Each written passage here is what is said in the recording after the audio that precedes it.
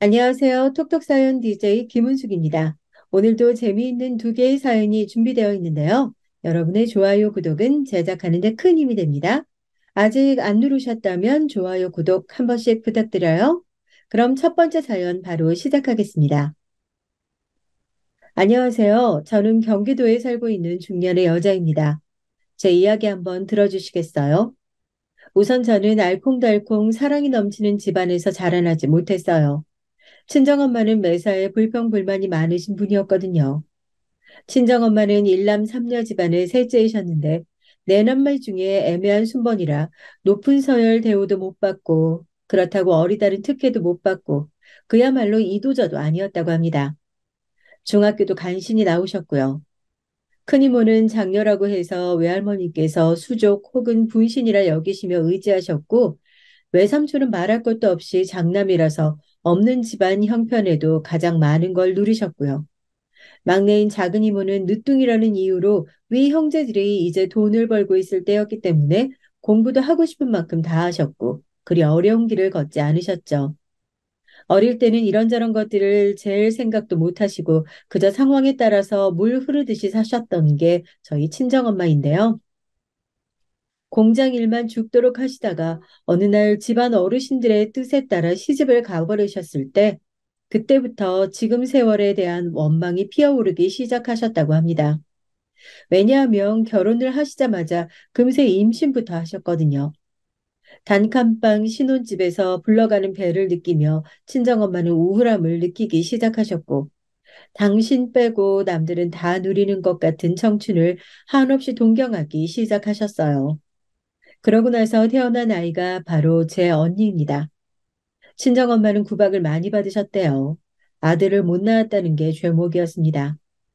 언니를 낳으신 이후에 몸을 추스리는 대로 친정엄마는 다시 일을 다니셔야 했죠. 그러면서 자식에 대한 정을 더욱 못 기르셨던 것 같아요. 형편도 워낙 좋지 못했고요. 부모님의 사이는 좋지도 나쁘지도 않았던 것 같습니다. 어영부영 세월이 흐른 뒤 6살 터울로 둘째가 태어났는데 그게 바로 저였습니다. 네, 또 딸이었죠. 아들을 또 못 낳았다고 구박이 쏟아지자 그때부터 친정엄마의 화병이 제대로 시작되었고 친정 부모님의 사이가 악화되었던 것도 바로 이때를 기점으로 해서였습니다. 시간이 갈수록 친정엄마는 점이 가경이었습니다. 당신의 시댁과는 아예 척을 지신 지 오래였고요. 당신의 친정에 마저 지난 서름을 감정적으로 다 쏟아내신 다음에 거의 대면대면하게 지내게 되셨죠. 제가 9살 때였는데요. 제 친정 언니가 외삼촌 댁으로 가서 살게 됐습니다. 둘째는 아직 어리니까 아무렇지 않게 잘 살 수 있을 거라면서 첫째만 데려가서 같이 데리고 살겠다 하시던 외삼촌의 말씀을 저는 다 들었고 다 기억하고 있었습니다. 저는 어렸어도 하도 눈칫밥을 먹고 살아서 그런지 그런 상황은 금세 읽을 줄 알았던 것 같아요. 그래서 자라는 동안 제가 선택받지 못했다는 생각만 하며 살았습니다. 친정언니는 선택받아서 탈출했고 저는 초라하게 남겨진 쪽 같았죠. 친정 부모님이 그렇게 사셨는데 양가 친척들과 교류가 있었겠나요? 그래서 저는 친정언니와 친자매임에도 불구하고 상당히 어색하게 떨어져서 살았습니다. 어쩌다가 만나게 되어도 특별히 할 말도 없고 그냥 겸연쩍기만 하더라고요. 그렇게 삭막한 줄기로 갈라진 게 친정이었죠. 친정아빠는 제가 21살이 되던 해에 돌아가셨습니다. 뇌출혈로 쓰러지셨는데 회복은 못하셨어요. 친정언니는 원흉으로 친정엄마를 지목했습니다. 그러자 친정엄마가 싸대기를 날리셨어요. 친정언니는 자기가 맞은 것보다 더 세게 친정엄마의 뺨을 후려쳤고요. 저는 이런 광경에 너무 정신적으로 피폐해지는 것 같아서 숨이 멎는 기분이었고요. 맞아서 바닥에 쓰러지신 친정엄마는 멀찍이 서 있던 저를 발견하고 소리를 질러대셨어요. 빨리 와서 안 일으키고 뭐하냐며 당장 이리 오라고 하셨죠. 제가 엉거주춤 친정엄마를 향해 천천히 다가가고 있을 때 빠르게 달려오더니 친정언니의 어깨를 팔로 감싼 사람이 있었습니다. 그 사람은 친정언니가 결혼을 입에 올리고 있던 남자친구였죠. 한숨을 푹 내쉬더니 친정언니를 다독이며 먼저 자리를 뜨더군요. 그리고 두 사람은 몇 달 뒤에 결혼을 했죠. 놀랍게도 친정엄마와 언니가 서로의 뺨까지 쳤던 그 현장은 바로 친정아빠의 장례식장이었답니다. 나도 이제 성인이잖아. 아빠도 돌아가셨으니 이제 더 이상 이렇게 살지 말자. 엄마가 내 엄마라는 이유로 무조건 참아주고 인내하고 희생하고 내가 그렇게 해드려야 할 이유는 그 어디에도 없다는 걸 나는 이제 깨달았으니까. 친정아빠가 갑작스레 돌아가신 것, 그게 저를 변화시켰죠. 변화라는 말로는 부족하고 각성을 시켰던 것 같아요. 어쩌면 친정아빠가 돌아가시면서 남겨질 제가 친정엄마에게 휘둘리며 살까봐 걱정돼서 저에게 어떤 힘을 남겨주신 걸지도 모른다고. 저는 가끔 그런 식으로도 생각을 하고는 합니다. 전문대를 다니고 있던 저는 금세 졸업을 했고 취업을 했죠. 직장 근처에서 자취를 하며 아등바등 아끼고 저축하며 열심히 살았고요. 우스운 건 친정엄마한테 돈을 퍼붓지만 않아도 어떻게든 돈이 모였다는 겁니다. 저에게 배은망덕한 미친 기집애라고 욕을 해대셨던 친정엄마는 그게 안 통한다는 걸 알게 되시자 작전을 바꾸셨어요. 저에게 자꾸만 몸 이곳저곳이 아프다고 하셨습니다. 아프니까 돈 달라고요. 너무나도 지긋지긋했습니다. 저에게 그런 소리밖에 할 줄 모르는 친정엄마의 존재 자체가 저를 갉아먹었죠. 솔직히 아무리 마음 단단히 먹었다고 해도 친정엄마의 하소연을 매번 태연하게 쳐낼 수 있는 건 아니었으니까요. 무시하면 어떻게든 저를 찾아오셨으니 아예 무시할 수도 없었고요. 인고의 시간을 한참 보내고 있던 와중에 만난 인연이 바로 제 남편이었습니다. 저는 가족의 정이라는 걸 따뜻하게 느껴본 적이 없었고, 이런 부분은 애석하게도 사회생활을 하면서 어떻게든 티가 나게 됐었어요. 악착같이 이 악물고 앞만 보며 달려갈 줄만 알았지, 마음의 여유를 둔다거나 지금의 행복을 느끼며 편안해한다거나 이럴 줄 몰랐거든요. 돈을 모아도 늘 조급했고 어딘가 쫓기는 기분이었습니다. 제가 이런 사람이다 보니까 연애를 어쩌다 하게 되어도 제 그늘을 들켜서 버림받을까 봐 또 초조했어요. 억지로 밝은 척, 해맑은 척을 하다 보면 피로해졌고 결국 저는 그런 노력 때문에 혼자 지쳐서 나가 떨어졌고요. 그러다가 서른을 훌쩍 넘겼는데 계속 제대로 된 인연은 못 만났습니다. 하지만 남편은 처음부터 다른 남자들과는 달랐어요. 오히려 제가 남 몰래 가시를 세우고 있는 고슴도치라는 걸 알고서 더욱 저를 좋아해 주었죠. 특별했어요. 그럼 우리 결혼을 네 가족들 중 누구한테도 허락받을 필요가 없이 우리 둘끼리만 하면 되는 거잖아. 나는 이게 너무 좋다. 나는 말이야. 결혼은 당사자들만의 소중한 결합이지. 거기서 딸려오는 집안의 이익과 관계라든지 그런 건 아무래도 상관없다고 생각하거든. 그게 내 결혼관이야. 제가 어떻게 남편과 결혼하지 않을 수 있었을까요? 남편은 자기 부모 형제들이 모두 지방의 먼 동네에 사는데 혼자 대학 때문에 서울로 상경했던 이후 계속 내려가지 않고 머물며 살아온 사람이었습니다. 거주 비용을 아끼려 경기도로 이사를 갔다가 저와 만나게 된 것이었죠. 자연스레 저희 신혼집도 경기도가 되었습니다. 서로를 오래 알고 결혼한 건 아니었으나 그럼에도 분명한 믿음이 있었고 저는 이 남자다 싶어서 그냥 돌진해 버렸어요. 저도 이제는 저만의 단란한 가정이라는 걸 가져보고 싶었거든요. 시댁이 생기는 것도 저는 절대 나쁘게 생각되지 않았습니다.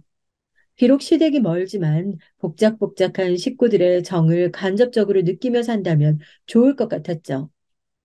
그런데 펼쳐지는 상황이 생각과는 영 다르더라고요. 남편은 형제가 위로만 셋 있는 막내입니다.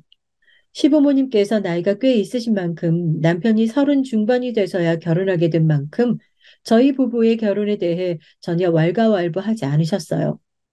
그런데 결혼한 직후부터 시댁의 각종 대소사에 제가 전부 끌려갈 줄은 몰랐어요.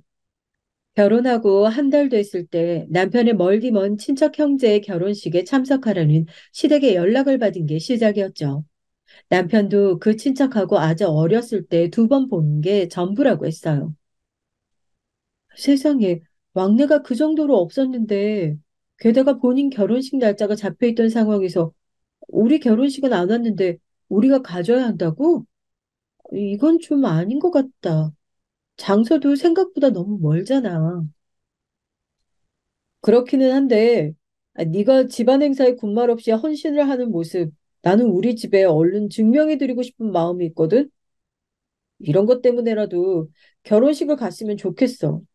내가 큰 소리 쳐놓은 것들도 있어서 결혼하자마자 이렇게 비협조적인 네 모습을 보여드리면 내가 할 말이 없어진단 말이야. 제가 무슨 소리를 들은 건가 싶었습니다.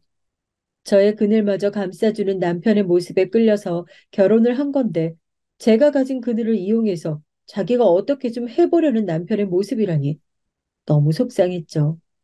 분명 결혼 전에 저한테 자기는 따로 나와서 산지 너무 오래이기 때문에 자기 가족들하고 교류도 썩 활발하지 않고 결혼하고 나면 저하고 둘이서만 잘 살면 된다고 했었습니다. 자기 부모 형제한테 휘둘릴 필요는 하나도 없다고 했었고요. 비록 제가 그 말을 흘려듣긴 했습니다만 그렇다고 해서 그 말을 까먹었다는 얘기는 아니거든요. 분명 자기가 그렇게 말을 했었으면서 화장실 갈 때와 나올 때 다르듯 굴더니 조금은 배신감이 들었어요. 하지만 이제 남편이 저의 가족이었으니 제가 어떻게든 견뎌나가야 할 과정이라고 생각했습니다. 저는 분명 행복을 꿈꾸며 결혼을 한 게 맞기는 했지만 결혼 생활이 쉽지만은 않다는 사실은 제 친정의 지난 세월만 돌아봐도 알 수 있었으니까요. 그래서 일면식도 없던 남편의 머나먼 친척의 결혼식에 참석했습니다. 제가 거기 가서 딱히 하는 것도 없었죠. 꿔다 놓은 보리자루 같았습니다. 그리고 다시 며칠 뒤, 웬 갑자기 제사가 있다고 하면서 시댁에서 저를 불렀어요. 당연히 저는 그 존재조차 몰랐던 돌아가신 지 한참이라는 시아버지께 큰아버지가 되셨던 분의 제사였고, 그런 제사도 챙기는 건가 싶었습니다. 결혼하기 전에 분명히 남편은 자기 집안 제사 같은 거 참석해 본 일이 없다고 했었거든요. 그런데 웬 제사인가 싶었네요. 평일 수요일 밤에 제사 참석하러 그 먼 지방까지 내려가는 건 어불성설 같았습니다. 그런데 남편의 태도가 가관이었어요. 나는 그 다음날에 아침부터 회사에서 중요한 회의가 있어. 그러니까 당신 혼자 다녀와야겠다. 무슨 소리야? 그럼 나는 그 다음날 출근을 어떻게 하라고? 당신이 다음날 오전 반차를 내든가 아니면 그날 아예 휴가를 쓰든가 하면 되잖아. 나는 이번 달에 무지하게 바빠서 절대 휴가 못 쓰는 거 알지? 내가 며칠 전부터 얘기했었잖아. 요새 회사 분위기 아주 정신없어. 그러니까 이럴 때 당신이 수고 좀 해주라. 미리 고마워. 우리 저기 민영이가 최고야. 남편은 그러면서 저에게 막 애교를 부려왔어요. 저는 이녀 중에 둘째였으니까 막내인데도 평생 애교를 부린 적이 없었거든요. 친정집이 그 모양인데 애교는 얼어 죽을 단어였죠. 만약 제가 애교를 부렸다면 친정엄마는 질색을 하며 그런 짓 하지 말라고 저를 나무라셨을 겁니다. 그래서 저는 어른이 되어서도 사회생활을 싹싹하게 하는 와중에도 애교를 부리는 건 상상도 못 해봤어요. 남편이 부리는 애교 앞에서 꿈쩍을 못했던 건 그 때문이었나 봅니다. 제가 빠른 생일이었기 때문에 태어난 연도는 제가 늦어도 학년으로 보면 동갑내기였거든요. 그래서 더욱 저에게는 없는 애교 같은 게 남편에게만 있어서 신기하기도 했고 부럽기도 했어요. 어처구니 없는 요구를 들으며 제가 정색을 하게 됐다가도 그럴 때 남편이 애교라는 카드를 꺼내들면 도리가 사라지고 했습니다. 친정 부모님께서는 본 적 없던 부부상이었으니 혹시 남편과 제가 꽤 괜찮은 부부인가 싶은 생각도 들었고요. 어쨌거나 삭막하고 대면대면한 것보단 낫잖아요. 저는 이런 무르디 무른 생각이나 하면서 저도 모르게 서서히 휘둘리고 있었습니다.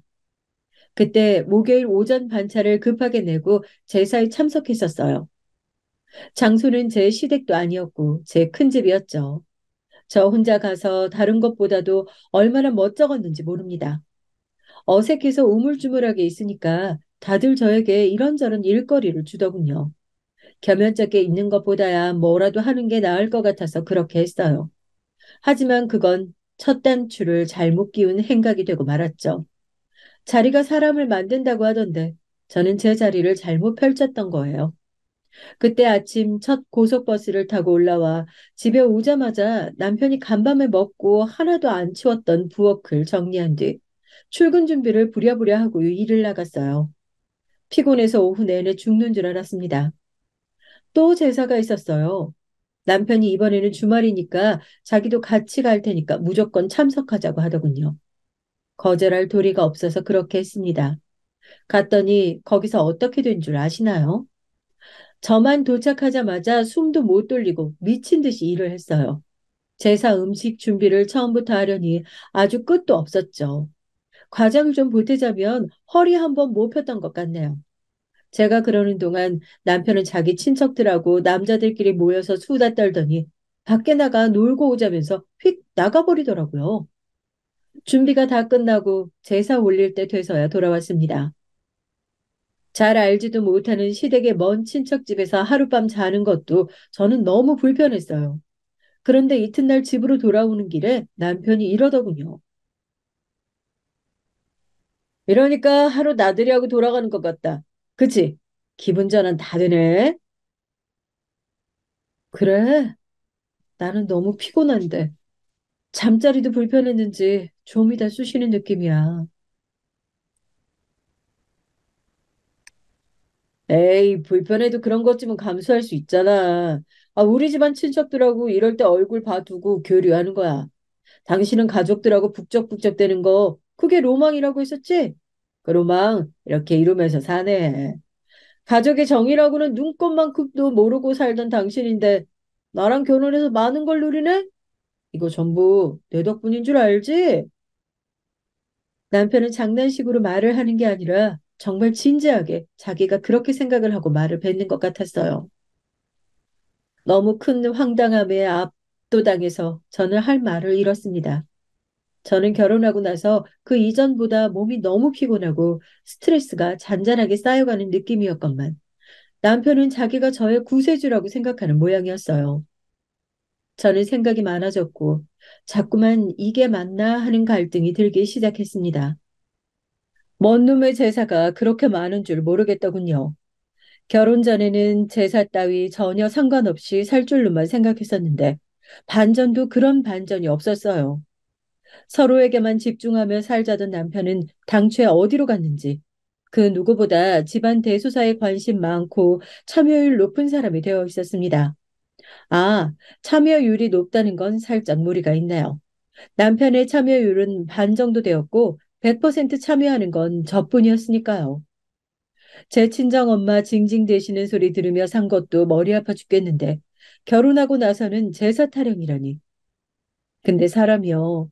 너무 말도 안 되는 상황 속에 갇혀 있다 보니까 뭐가 옳고 그른지 판단할 새도 없이 그냥 끌려가게 되더라고요. 생각하고 고심을 해볼 충분한 여유가 저에게 주어지지 않았던 듯 싶어요. 시댁 사람들이 저를 대면대면하게 대하니까 제가 원체 부침성이 없다 보니 저는 자꾸만 어색한 기분이 들었고 시아버지께서는 너무 과묵하시고 시어머니께서는 자꾸 엄한 소리만 하시고 도저히 한 집안 식구로 인정받는 느낌이 들지 않았습니다. 거절하기가 내키지 않아서 쓸데없이 자꾸만 시댁의 이런저런 각종 행사에 제가 얼굴을 들이밀며 바보같이 지냈던 어느 날이었습니다. 그날도 남편이 자기는 중요한 약속이 있다나 어쩐다나 하면서 저만 보냈던 날이었어요. 저한테 미안하다, 우리 자기밖에 없다며 애교를 부려대는 통에 제가 또 그 앞에서 싫은 내색을 못하고 시댁에 발걸음을 했던 날이었죠. 오자마자 시어머니께서 저한테 부엌 일을 시키셨어요. 저는 따랐습니다. 부엌에 딸린 작은 다용도실에서 제가 마늘을 한참 찾고 있을 때였어요. 남편의 형들의 부인들이 제 형님 되시는 분들께서 제가 부엌에 없는 줄로만 알고 그쪽으로 와서 대화를 하셨던 거예요. 근데 내용을 얼핏 들어보니까 제 이야기였습니다. 남편이 저에 대해 시댁 식구들한테 떠들었던 게 있었는데 저라는 사람을 겪어보니까 딱 그대로라는 말이었죠. 마음 의지할 데 없이 살아와서 자기한테 의존적이고 나이도 꽤 찼으니까 자기만 무조건 바라보고 살려자고 그렇게 말하더니만 정말 딱 그런 것 같지 않어? 그러니까요, 형님. 우리는 뭐, 알아서 집안에 충실한 종노릇 해주는 사람이 들어와서 좋기는 한데, 솔직히 같은 여자로서 좀 안쓰럽기도 하지 않아요? 그 먼 데서 자주 내려온 것만 해도 피곤할 텐데, 와서 재미있게 시간 보내는 것도 아니고, 이런저런 일이나 실컷 하다 가잖아요. 전업도 아니고, 직장 다니면서 말이죠. 나만 참. 멀리서 오는 것까지 그렇다 치는데 시댁이 발걸음하면서 남편 두고 혼자 오는 여자 이런 처지가 진짜 불쌍한 거지. 정말 간이고 쓸개고 다 주고 사나 봐. 얼마나 외롭고 가정의 정에 목이 말랐으면 그럴까 싶다. 거기 친정 얘기는 동서도 들어서 알지? 아유, 그럼요. 아주 인상 깊게 들어서 다 기억나요. 아직 마늘은 까기도 전이었건만 눈이 참 맵더군요. 금세 눈가가 뜨거워졌고 눈물이 차오른 걸 보면 그게 아주 독할 만큼 매운 마늘이었나 봅니다. 그냥 그렇게 생각해 버렸어요. 저 대화 때문에 제가 우는 거라고 여기고 싶지 않았거든요. 저는 두 형님들이 부엌을 나갈 때까지 그 다용도실에서 가만히 숨죽여 있었어요. 꽤 한참을 아무 생각도 하지 않고 그저 제 감정만 다스리고 있다가 일 안 하고 어디에 처박혀 있는 거냐며 시어머니께서 저를 찾는 소리가 들려오고 나서야 걸음을 옮겼습니다. 그때 제 눈에 들어온 시어머니의 모습이 너무 늙고 작아 보여서 놀랐어요. 원래 이렇게 왜소하신 분이었던가? 저기 보이는 아버님도 마찬가지네. 원래 저렇게 낯빛이 시커멓고 체구가 작으셨던 분인가 싶네.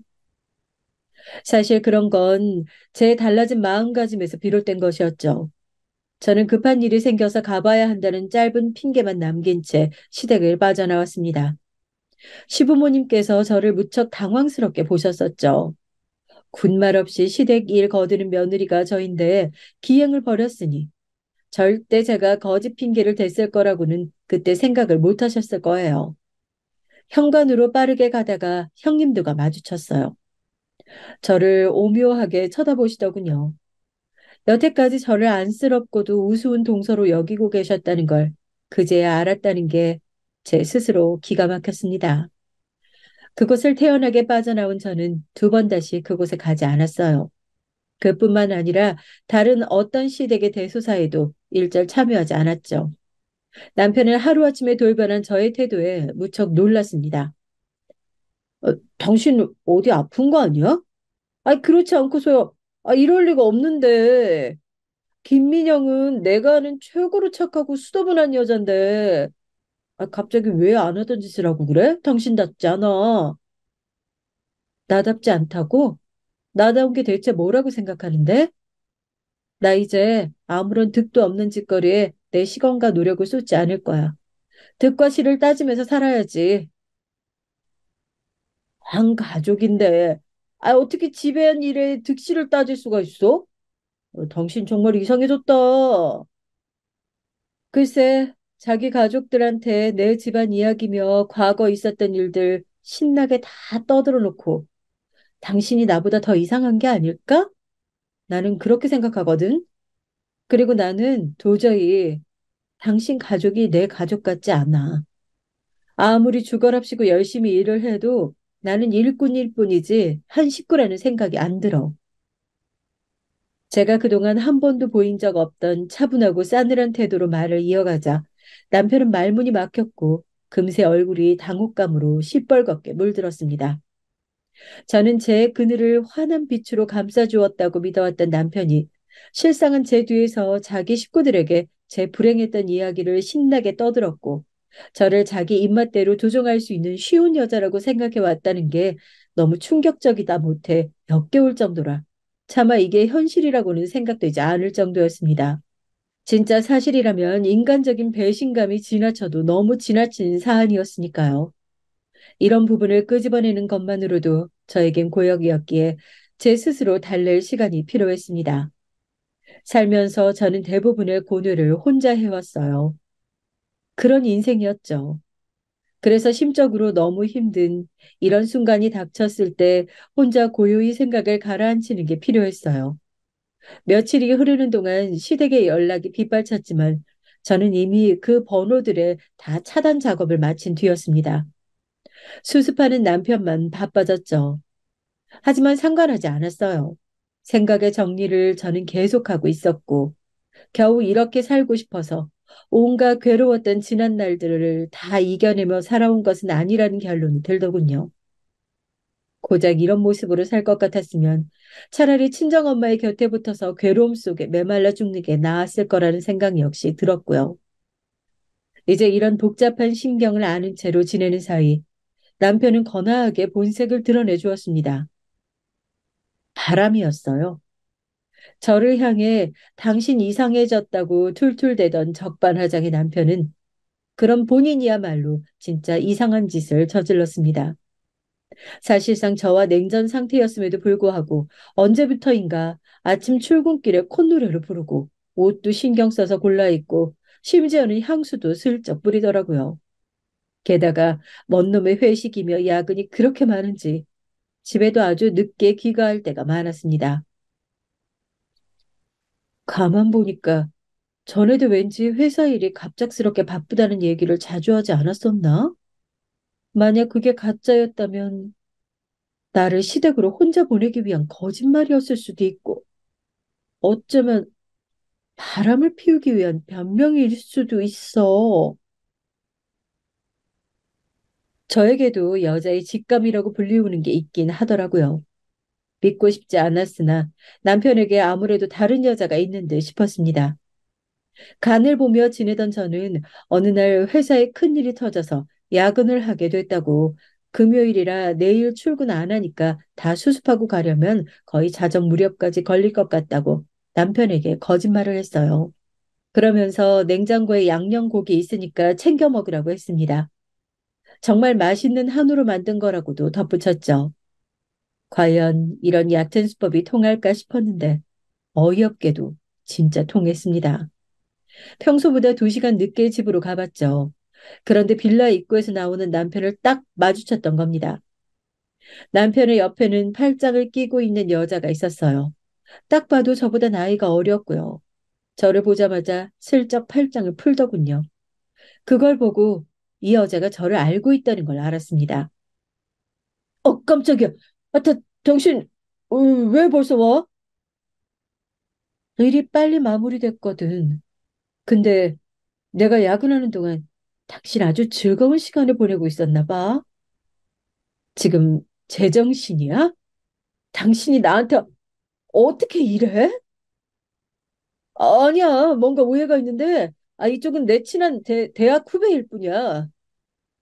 남편은 딱 잡아떼었습니다. 이성이기 때문에 호감은 있으나 자기는 유부남이기 때문에 바람은 아니라고 하더군요. 이게 당최 말이야 막걸리야 싶었네요. 상간녀에게 분명한 그 여자는 당당한 표정으로 가버렸고, 그날 저희 부부는 싸움을 했습니다. 남편이 저한테 뭐라고 했던 줄 아세요? 야근한다고 거짓말했냐며 악독한 여자라고 했습니다. 비열한 수를 쓰는 여자라며 혀를 차더니 자기가 사기 결혼을 당했다네요. 사기 결혼. 그 네 글자에 제가 무너져 내렸습니다. 그래, 내 인생이 정말 사기 같다. 제발 엄마처럼 되고 싶지 않았는데 나는 결혼해서 저러지 말아야지 싶었는데 나도 이 모양 이 꼴이 된 걸 보면 그냥 우스울 따름이야. 저는 분노의 눈물을 흘리며 남편에게 당신은 나한테 미안할 것도 없냐고 따져 물었죠. 남편은 피식 웃으며 이렇게 대답했어요. 나는 내 말이면 꼼짝 못하고 자기 친정이 없으니까 자기 시댁한테만 모든 충성을 다하는 아내를 원했던 거야. 그게 내가 당신한테 원했던 모습이라고. 그게 아니면 별 볼 일 없고 나이도 많고 당신 같은 여자하고 내가 왜 결혼을 했겠냐? 안 그래? 와, 정말 충격이었어요. 남편의 본색을 그제서야 제대로 알았습니다. 저는 이를 갈며 바람난 놈 주제에 편하게 이혼할 생각 말라고 엄포를 놨죠. 그랬더니 곧 죽어도 바람까지는 아니었다고 우겨댔습니다. 그 후로 서로에게 날을 세우며 지냈어요. 앞만 봐도 계속 바람을 피우는 것 같았는데 의심의 눈초리만 보내도 남편은 펄쩍 뛰어댔죠. 절대 아니라고 했습니다. 뻔뻔하기 짝이 없었어요. 그러는 중에 제가 정말 오래간만에 친정언니와 연락을 하게 됐습니다. 친정아빠 기일쯤에서 연락을 하니까요. 상투적인 대화가 오가던 중에 제가 망설이다가 얘기를 꺼냈어요. 이혼을 생각 중이라고 말했죠. 친정언니가 놀라면서 대체 무슨 일이냐고 묻기에 저는 있었던 일들을 알려줬고 그랬더니 친정언니가 우는 겁니다. 저야말로 놀랐네요. 사실은 나 애들 키우는 거 재미없고 미치겠어. 네 형부하고도 전혀 좋지 않아. 너에게 자랑스럽지 않은 모습 보여주기 싫어서 연락 안 하고 살았다. 내가 진짜 언니로서 자격이 없어. 너한테 너무 미안해. 나 때문에 너 혼자 어렸을 때 집에서 힘들게 자란 것 같아서 죄책감이 말도 못했거든. 근데 이걸 입 밖으로 꺼내든 순간 내가 죄인이라고 못 받게 될까 봐 그게 싫어서 비겁하게 외면하면서 살아왔다. 미안하다, 민영아. 친정언니의 속마음을 들으며 어느새 저도 울고 있었습니다. 저도 제 속내를 꺼내들었죠. 저 역시 친정엄마한테 벗어나 살아야 한다는 강박이 심해서 친정언니까지 멀리 했었거든요. 친정과 관련된 건 그냥 다 싫었고요. 제가 다 나약해서 그런 거겠죠. 제 이야기를 다 듣고 난 친정언니가 진심 어린 말을 건네왔어요. 민영아, 그냥 이혼해. 그놈이 원하는 대로 해주는 것 같아서 싫고 억울하겠지만 네 인생 한 번뿐인데 그 아까운 시간 더 잡혀있지 마라. 훨훨 날아가서 살아라. 결혼에 묶여있을 필요가 없어. 친정언니의 말을 듣고 보니까 정리가 되는 기분이었어요. 결혼한 직후부터 계속 머릿속이 어지러웠는데 그제야 깔끔해졌고 시야도 선명해지는 느낌이 들더군요. 그래서 이혼했습니다. 바람을 피운 남편을 유책 배우자로 몰고 가지 않는 합의 이혼이었어요. 남편은 얼씨구나 좋다면서 바로 해줬고요. 이혼해서 딱 남남이 되자마자 그놈이 후련한 표정으로 저를 향해 이제 떳떳하게 진짜 사랑을 찾아가겠다고 그랬습니다. 억척스럽게 고생하며 시달리는 거 그게 너한테 어울리는 건데 답지 않게 자존심 챙기면서 고고하게 굴기 시작했을 때부터 너는 매력이 사라졌어. 그깟 개소리 실컷 해봐라 싶었습니다. 제 마음을 좀 어루만져준 남자랍시고 큰 착각을 해서 제 발등 스스로 찍은 바보가 저였으니까 그 대가를 이렇게 치르는 거라 생각했네요. 하지만 내 인생에서 다시 이놈을 만나게 되는 일이 생기거든. 그때는 꼭 한마디 날려줄 거야. 이혼하고 나서 저는 씩씩하게 직장 생활을 해나갔지만 자꾸만 저도 모르게 정신이 멍해지거나 집중력이 떨어질 때가 많아졌어요. 하물며 기계도 쉬어가야 하는데 사람 몸이 쉬지 않고 계속 스트레스를 받으며 혹사를 해왔으니 끝내 과부하가 걸린 것이었죠. 실패한 결혼 생활에 저는 다른 것보다 제 자신이 우선이 돼야 한다는 교훈을 얻은 바 있었죠. 그래서 제가 더 잘못되기 이전에 결단을 내려야 한다고 여겼습니다. 아깝긴 했지만 결국 퇴사를 했어요. 그리고 거의 난생 처음으로 고요하게 휴식 시간을 가졌습니다. 그러던 중에 하회 삼촌의 연락을 받았어요. 다름이 아니라 외숙모의 사촌 형제 내외분들께서 운영하던 식당이 있었는데 현재 건강 문제로 영업을 못하고 있다고 그랬습니다. 어렵사리 월세 안 올리고 2년 재계약한 지 딱 3개월 만에 쓰러졌으니 아유 너무 안타깝지. 내외 두 분 다 건강에 이상이 왔다네요. 그때 공교롭게 식당에 주방 이모님 역시 자녀분께서 교통사고를 당하는 일이 생겨서 여러 가지로 식당 운영이 힘들었다고 합니다. 아직 자리 계약 기간이 1년 반 가까이 남았으니 아깝다고. 혹시 제가 거기서 어떤 것이든 장사를 해볼 생각이 있으면 지원을 해주겠다며 외삼촌이 적극적으로 나오셨어요. 생각지도 못한 제안이어서 저는 당황했는데 인생에 이런 기회가 몇 번이나 올까 싶었습니다. 친정 언니도 저에게 회사보다 장사가 체질에 맞을 수도 있으니까 한번 해보라고 그러더군요. 원래 그 식당은 쫄면, 만두, 볶음밥 등을 여러 가지 파는 곳이었고 메인 메뉴는 돈가스였어요. 저는 돈가스에 마음이 끌렸습니다. 회사 다니면서 무난하게 점심 메뉴로 자주 골랐던 게 돈가스였죠. 특별히 대단하지 않아도 왠지 사람 마음을 푸근하게 만드는 게 돈가스라고 생각해왔기에 저는 잔가지를 쳐내고 메인 돈가스에만 주력하는 식당을 해보기로 했습니다. 간판도 새로 달았고 간단한 리모델링 작업이 있었죠. 상황이 정리되어 갈 때 원래 전에 일하셨다던 주방 이모님의 연락처를 받아서 모셔왔어요. 아유, 우리 딸이 사고 당해서 그냥 그때는 죽는 줄로만 알았는데 기적적으로 지금은 다 회복이 됐고, 아니 내가 다시 이만한 자리를 구할 수 있을까 싶어서 걱정하던 중이었는데 나를 이렇게 불러주다니 너무 고마워요. 아유, 내가 정말 최선을 다 잘해볼게.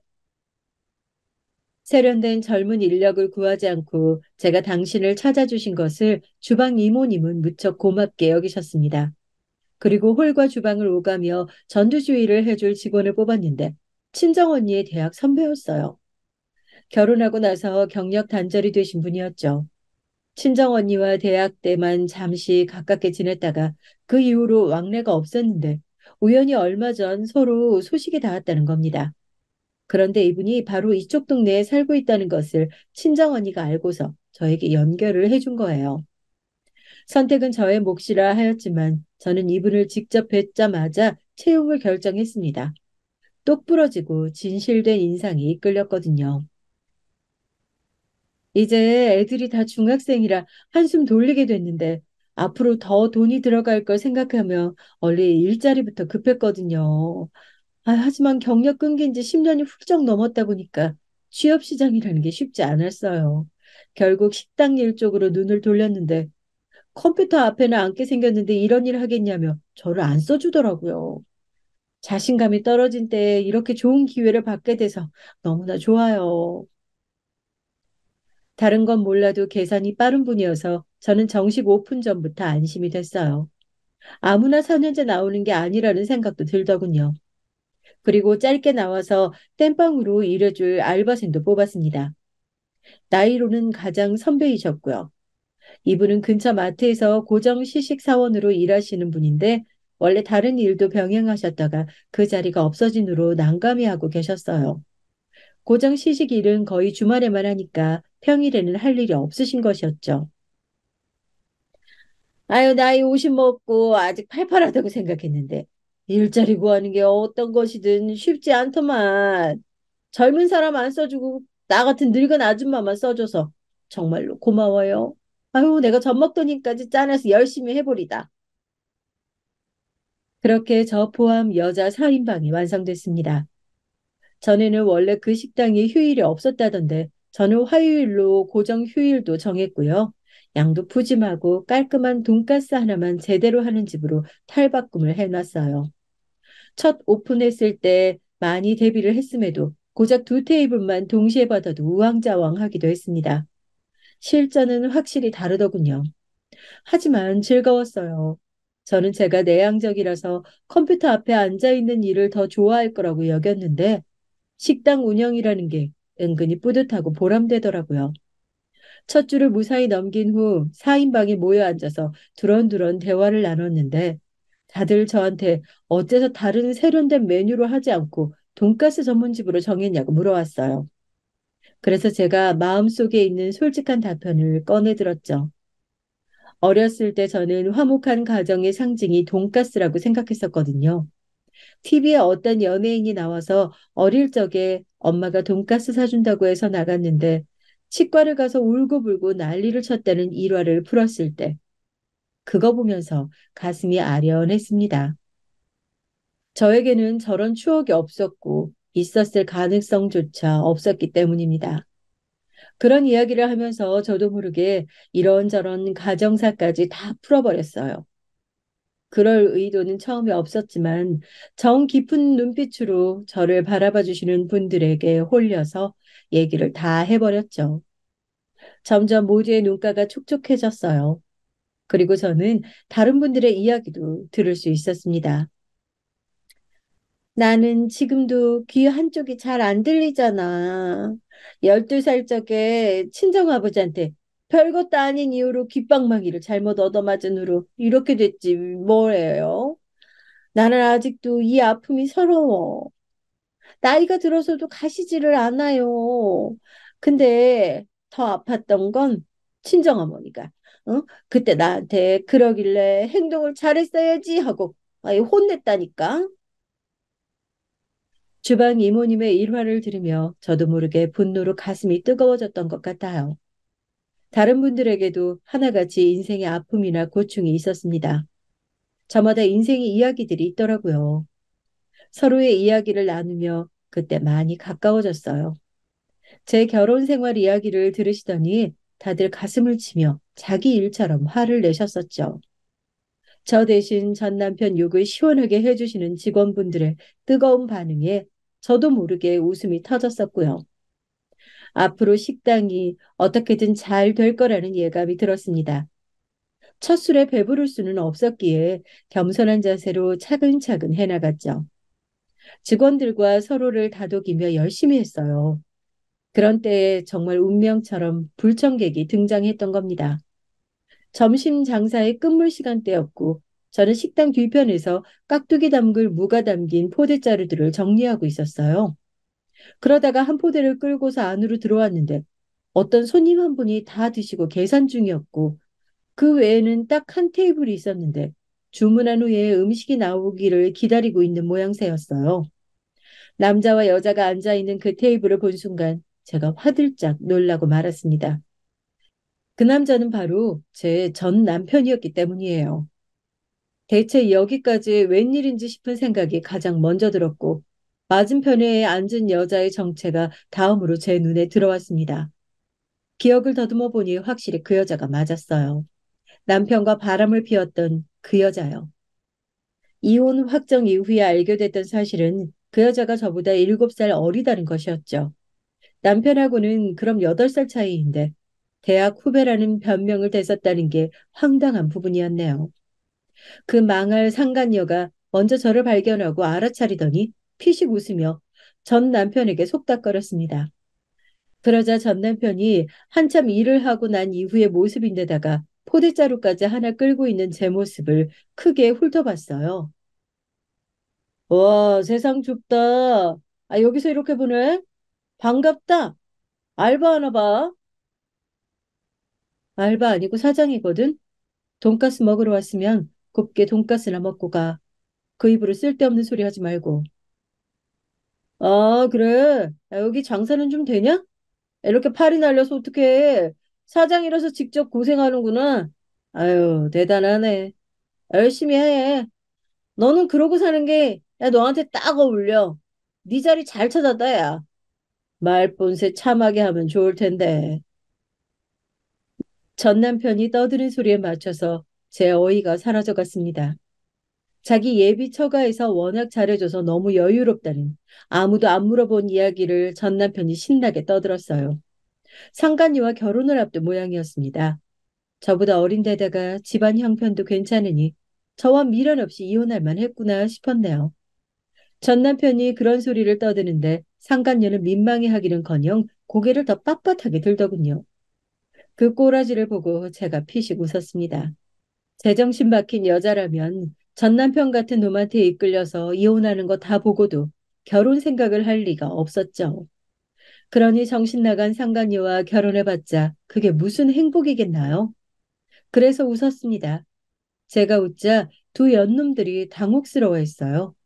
제가 상간녀를 향해 말했습니다. 결혼 잘하시고요. 개고생도 잘 하세요. 같이 살다 보면 자동으로 깨달을 겁니다. 뭐라고요? 저기요. 오빠는 저를 공주님처럼 모셔주거든요. 그쪽은 공주님 될 자격이 없었으니까 그랬던 거고요. 아, 추하게 질투하지 말고 아등바등 일이나 해. 오라면 얼마 못 버티고 폐업하겠지만 빚더미에 올라서 죽고 싶어질 수도 있으니까 지금 더 열심히 해야 하지 않겠어? 상간녀가 발끈하자 옆에 전 남편은 옌병을 떨었습니다. 제가 분해서 이를 악물었던 건 바로 그때였어요. 갑자기 박장대소가 들려온 겁니다. 알바로 일하시는 분께서 먼저 이렇게 외치셨죠. 아이고, 아유, 전 남편이셔. 아유, 우리 사장님 재산이 얼마나 많은데. 이건 취미로 하는 거예요, 취미.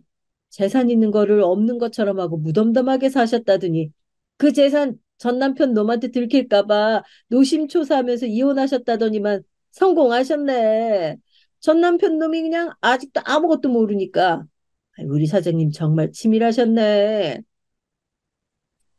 이보세요. 결혼 생활하면서 우리 사장님한테 괜찮은 남자인 척 가면을 쓰고 살 거면 그 가면을 본드로 잘 붙이셨어야죠. 괜히 가면 벗어서 돈 맛도 못 보고 멍청하게 이혼이나 하셨잖아요. 그러자 직원분도 금세에 덧붙였고 두 분은 다시 깔깔 웃어대셨고 그때 주방 이모님이 홀 쪽으로 나오며 크게 말씀하셨습니다. 다들 그만 웃어. 야, 나까지 웃겨가지고 돈가스 태워버렸잖아. 어쩔 거예요? 아유, 저거 암만 해도 손님한테 못 나가겠네. 아참, 손님이 아니라 손놈이지? 이제 전 남편은 완전히 사색이 되어 있었어요. 이게 다 무슨 소리냐는 얼굴로 멍하게 저를 쳐다보더군요.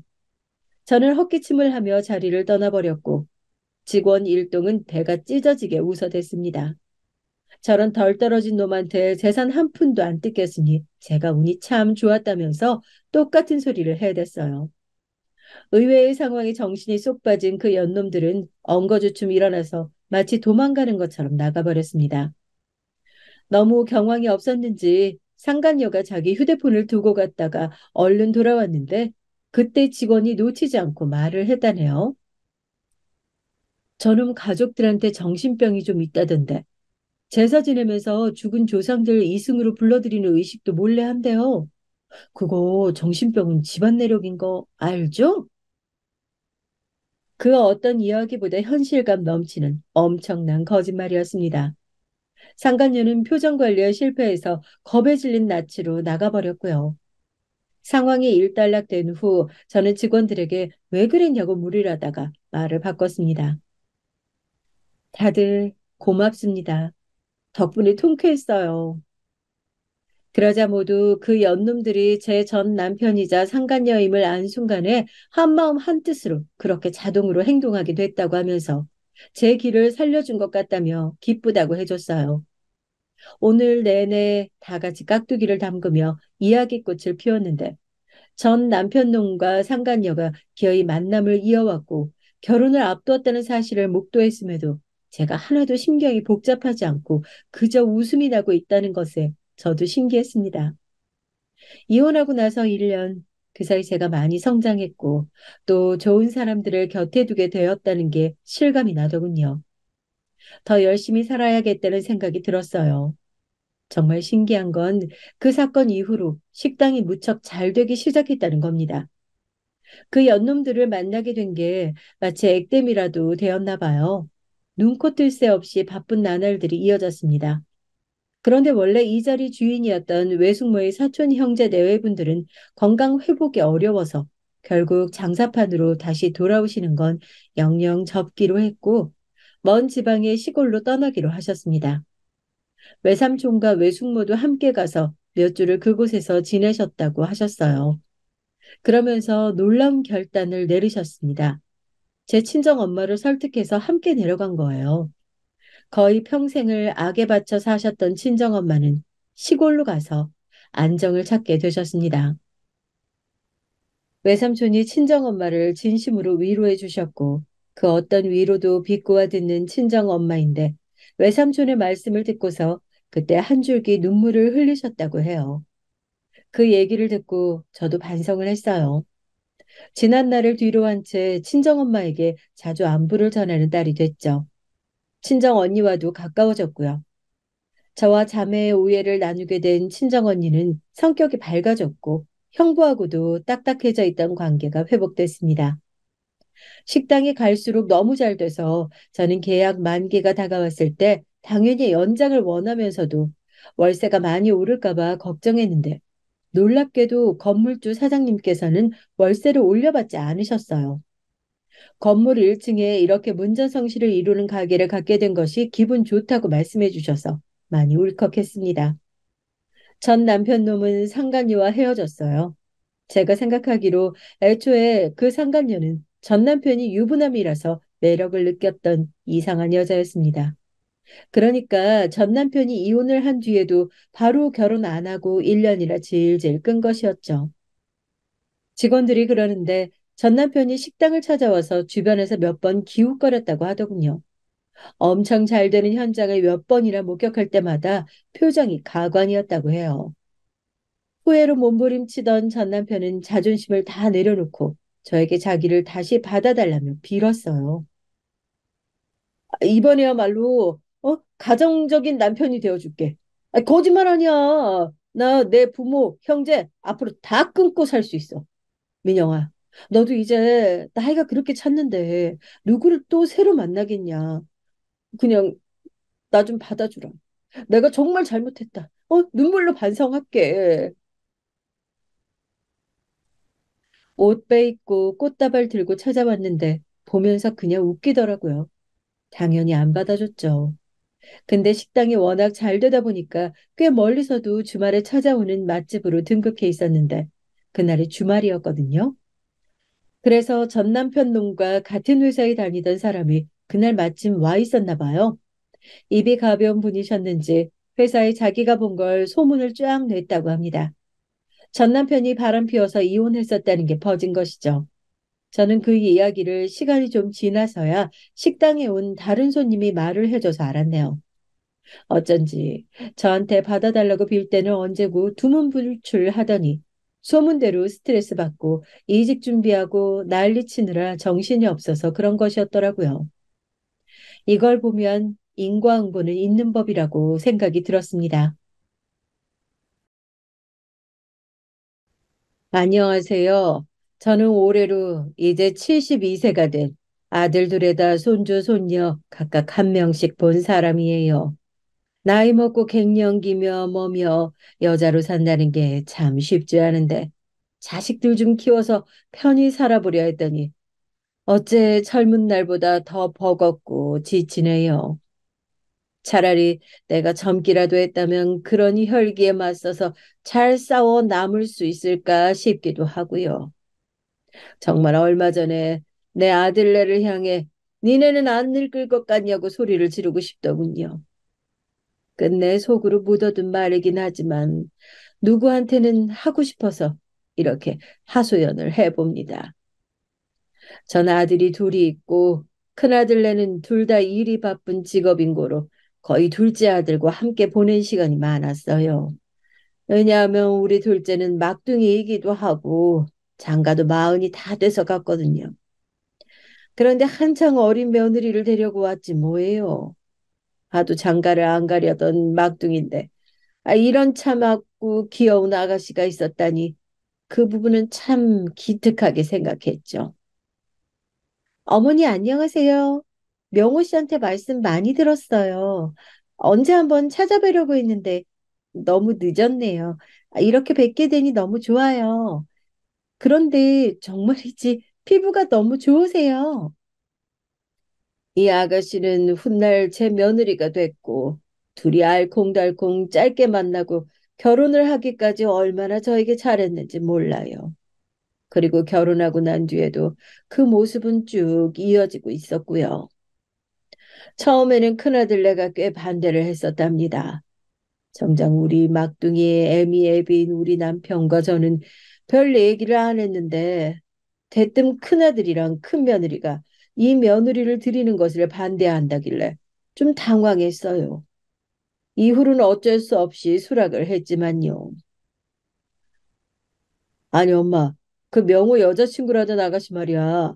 엄마한테 아무리 그래도 말을 너무 편히 하던데? 시어머니한테 엄마가 뭐야 대체? 엄마가 그렇게 부르라고 했어? 이건 뭐 적부가 꼬이는 것도 아니고 대체 왜 그렇게 불러야 하는데? 사실 아닌 게 아니라 저에게는 막둥이인 아들에게 더 어리고 어리게 느껴지던 그 아가씨는 저에게 한창 애교 섞인 목소리로 편하게 호칭을 하곤 했죠. 뭐 요즘 신세대 고부관계는 그렇게 엄마와 딸처럼 지낸다고 저도 TV 같은 데서 보기도 했었고요. 그게 그렇게 듣기 싫지만도 않았거든요. 헌데 늘 깍듯하게 지내오던 큰며느리는 그걸 썩 좋지 않게 보더라고요. 어머니, 아무리 그래도 그렇지 적당히 선을 지키시는 게 좋지 않을까요? 저나 이 사람이 고지식한 게 아니고요. 사실 제 주변에도 시어머니랑 그렇게 호칭하는 애들이 있어요. 근데 말을 안 해서 그렇지 나중에는 너무 허물없이 말도 편해지고 좀 그렇더라고요. 나중엔 어른들이 하고 싶은 말이 있어도 눈치 보며 못 하시기도 하고요. 그리고 그 아가씨 그것만 거슬리는 게 아니에요. 평소 저랑 썩 대화를 많이 하는 편도 아니었던 큰며느리가 이렇게 열변을 토해놓으니 저도 좀 의외라서 귀를 열어두게 됐는데 아무래도 저 역시 거슬렸던 부분에 대해서 슬쩍 지적을 하더라고요.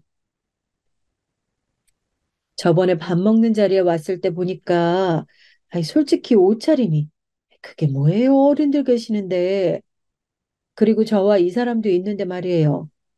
무슨 대학생들 놀러 가는 차림새도 아니고 그렇게 짧은 옷을 입고 와서는 서방님한테도 떽떽거리고 말이에요. 하나를 보면 열을 안다고. 그리고 그나마 이 집에서도 그 또래랑 비슷한 제가 정확히 보는 거라고 생각해요, 어머니.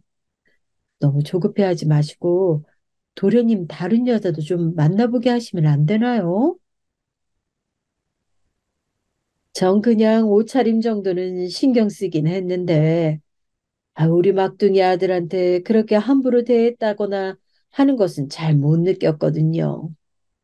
당연히 둘이 나이 차이도 좀 나고 그러다 보니 애교 부리면서 그런 게 아닌가 싶었거든요. 몇 가지는 큰아들네 부부가 좀 예민하게 지적한 거라고 생각을 해보자면 결론은 당사자인 막둥이 아들이 그렇게 저 아가씨가 좋다는데 제가 어떻게 반대를 하겠나요? 아들의 마음은 완전히 저 아가씨로 확정을 해서 매일같이 저한테 지 여자친구 얘기만 늘어놓는데 말이죠.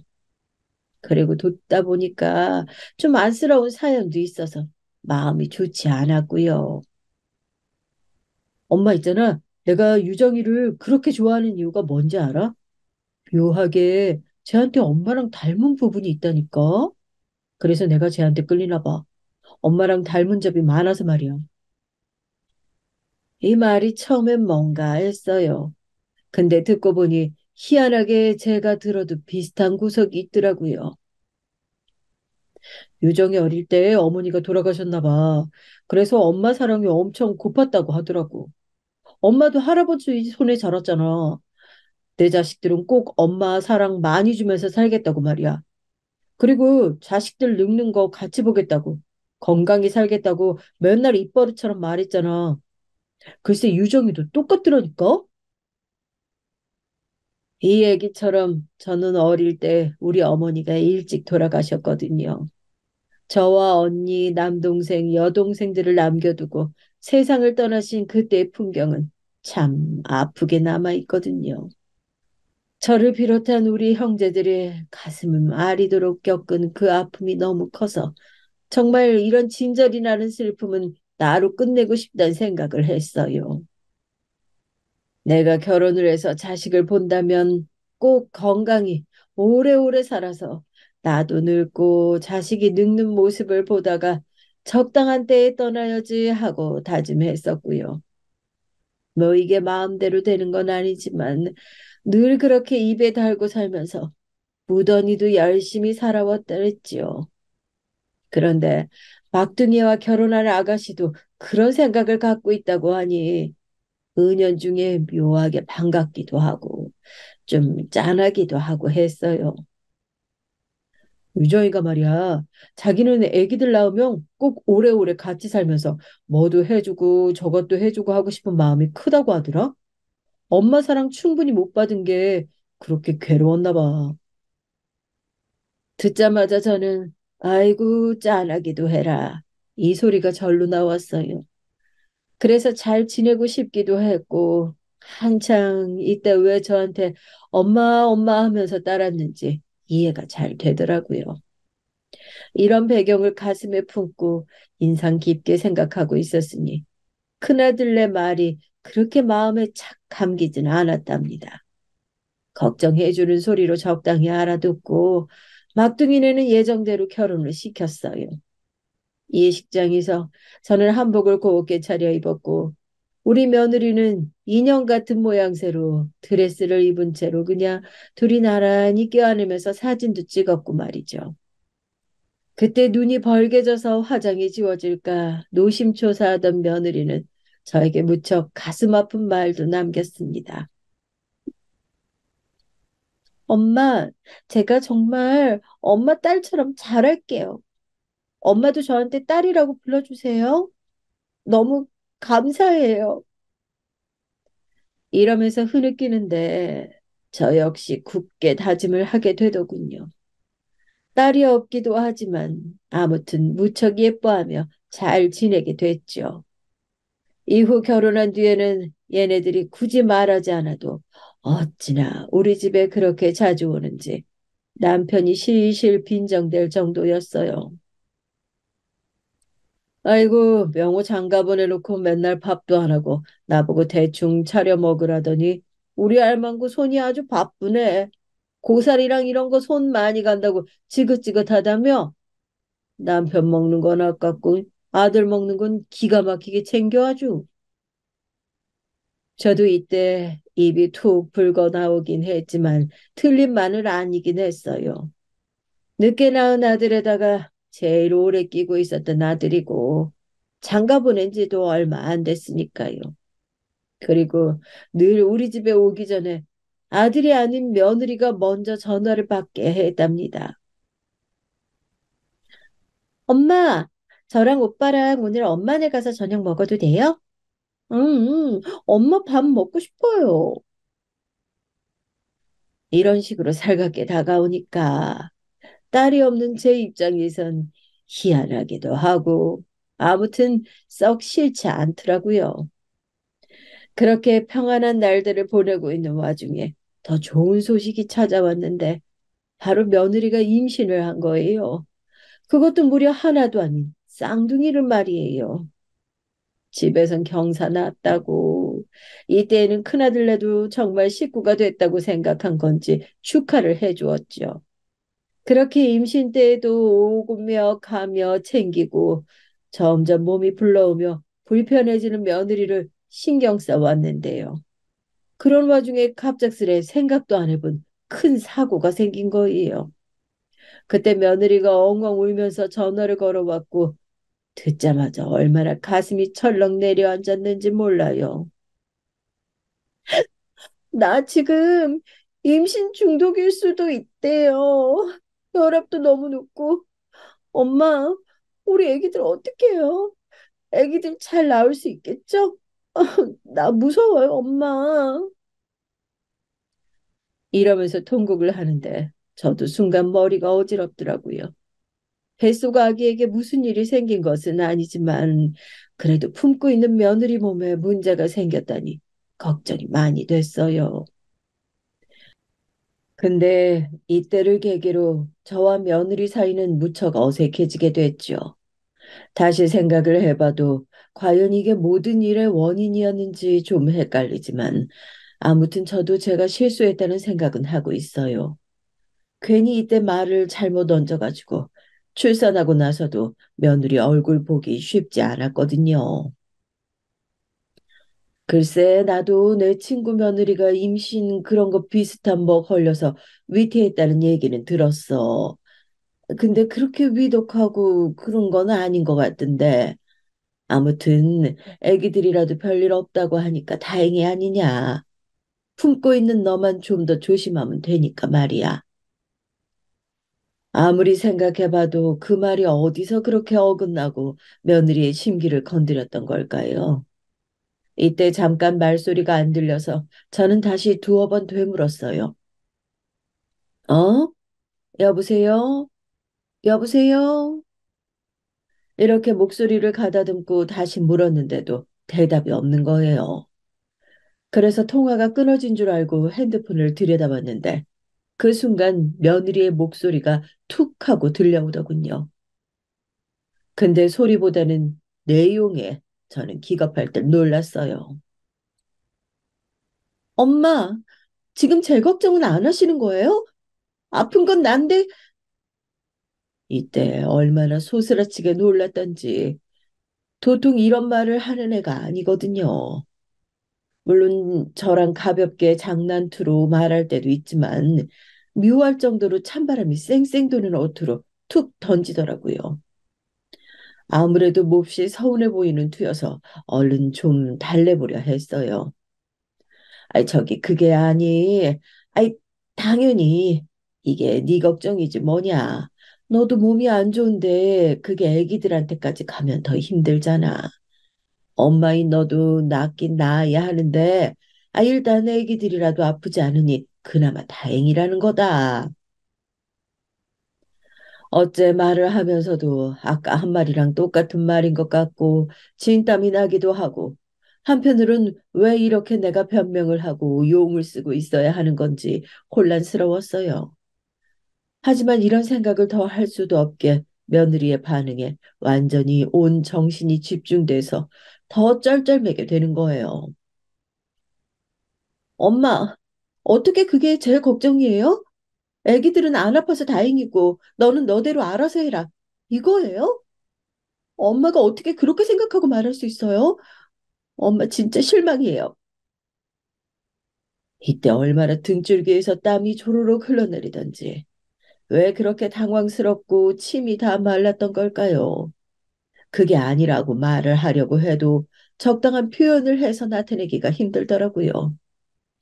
그 뒤로 저와 며느리는 묘하게 서먹서먹해졌고 그렇게 자주 오고 전화도 매번 하던 며느리는 왕래를 갑자기 확 줄이는 거예요. 게다가 아들 녀석도 저한테 한다는 소리가 이거 참 저야말로 많이 서운하게 느껴지더군요. 엄마가 유정이한테 뭐라고 했는데 제가 저래? 뭐 역시 씨는 시디였나 보다 엉엉 울고 장난 아니었어. 나도 자세히는 모르겠지만 유정이가 아프다는 소리에 뱃속에 애기들은 안 아프니까 다행이라고 했다며? 뉘앙스야 알지만 듣는 임산부는 속상했나 봐. 아, 나도 머리가 복잡하네, 엄마. 이렇게 저와 며느리 사이에 금이 조금씩 가기 시작하면서 어찌할 바를 모르게 됐고 누구한테 차마 상담해서 뭐라고 말하기도 애매한 상황이 돼버린 거예요. 게다가 출산한 날 제가 갔을 때는 또 태도가 달라져서 이게 뭔가 싶었고요. 이건 그냥 자기가 큰 일을 치러서 그나마 정신이 없었던 걸까요? 엄마, 엄마, 저 진짜 우리 둥이들 낳다가 죽는 줄 알았어요. 수술하고 마취겠는데 기절할 뻔했다니까요. 얼굴도 말이 아니고. 아무튼 엄마는 어떻게 이런 고생을 하신 거래요? 그리고 나 몸은 언제 회복되는 거예요? 나 진짜 아팠어요. 이러면서 앓는 소리를 하며 다시 평소처럼 또 앵겨서는 애교를 부리더라고요.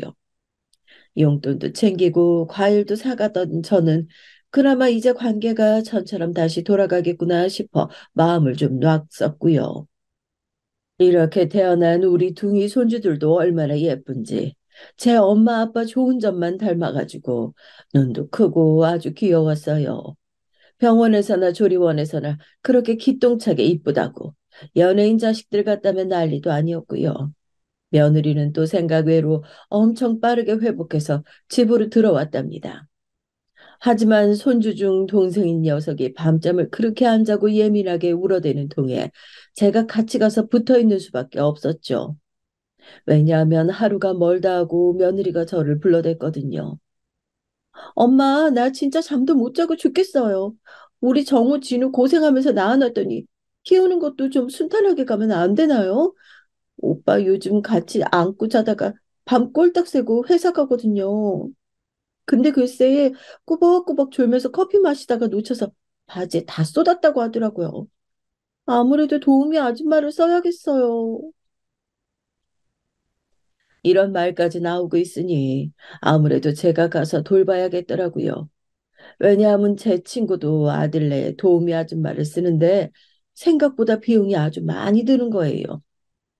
아침에 갔다가 저녁에 오는 데만도 300 넘게 준다고 하는데 얘네들 집도 작고 애기도 둘인데 생활비며 뭐며 갈 길이 멀거든요.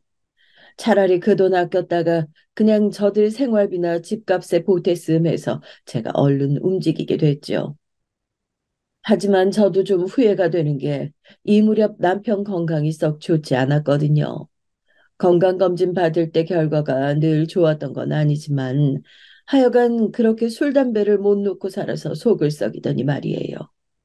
나이 들어서도 저 고생시키려는 건지 여러모로 앓는 소리를 하고 손이 많이 갔어요. 그래도 평생을 남편 자식 뒷바라지하며 살았고 있는 밥 챙겨 먹고 왔다 갔다 하는 것 정도야 본인이 해야 되잖아요. 결국 저는 제 자식 쪽으로 마음이 기울어 아들네 집에 더 자주 다니게 되었답니다.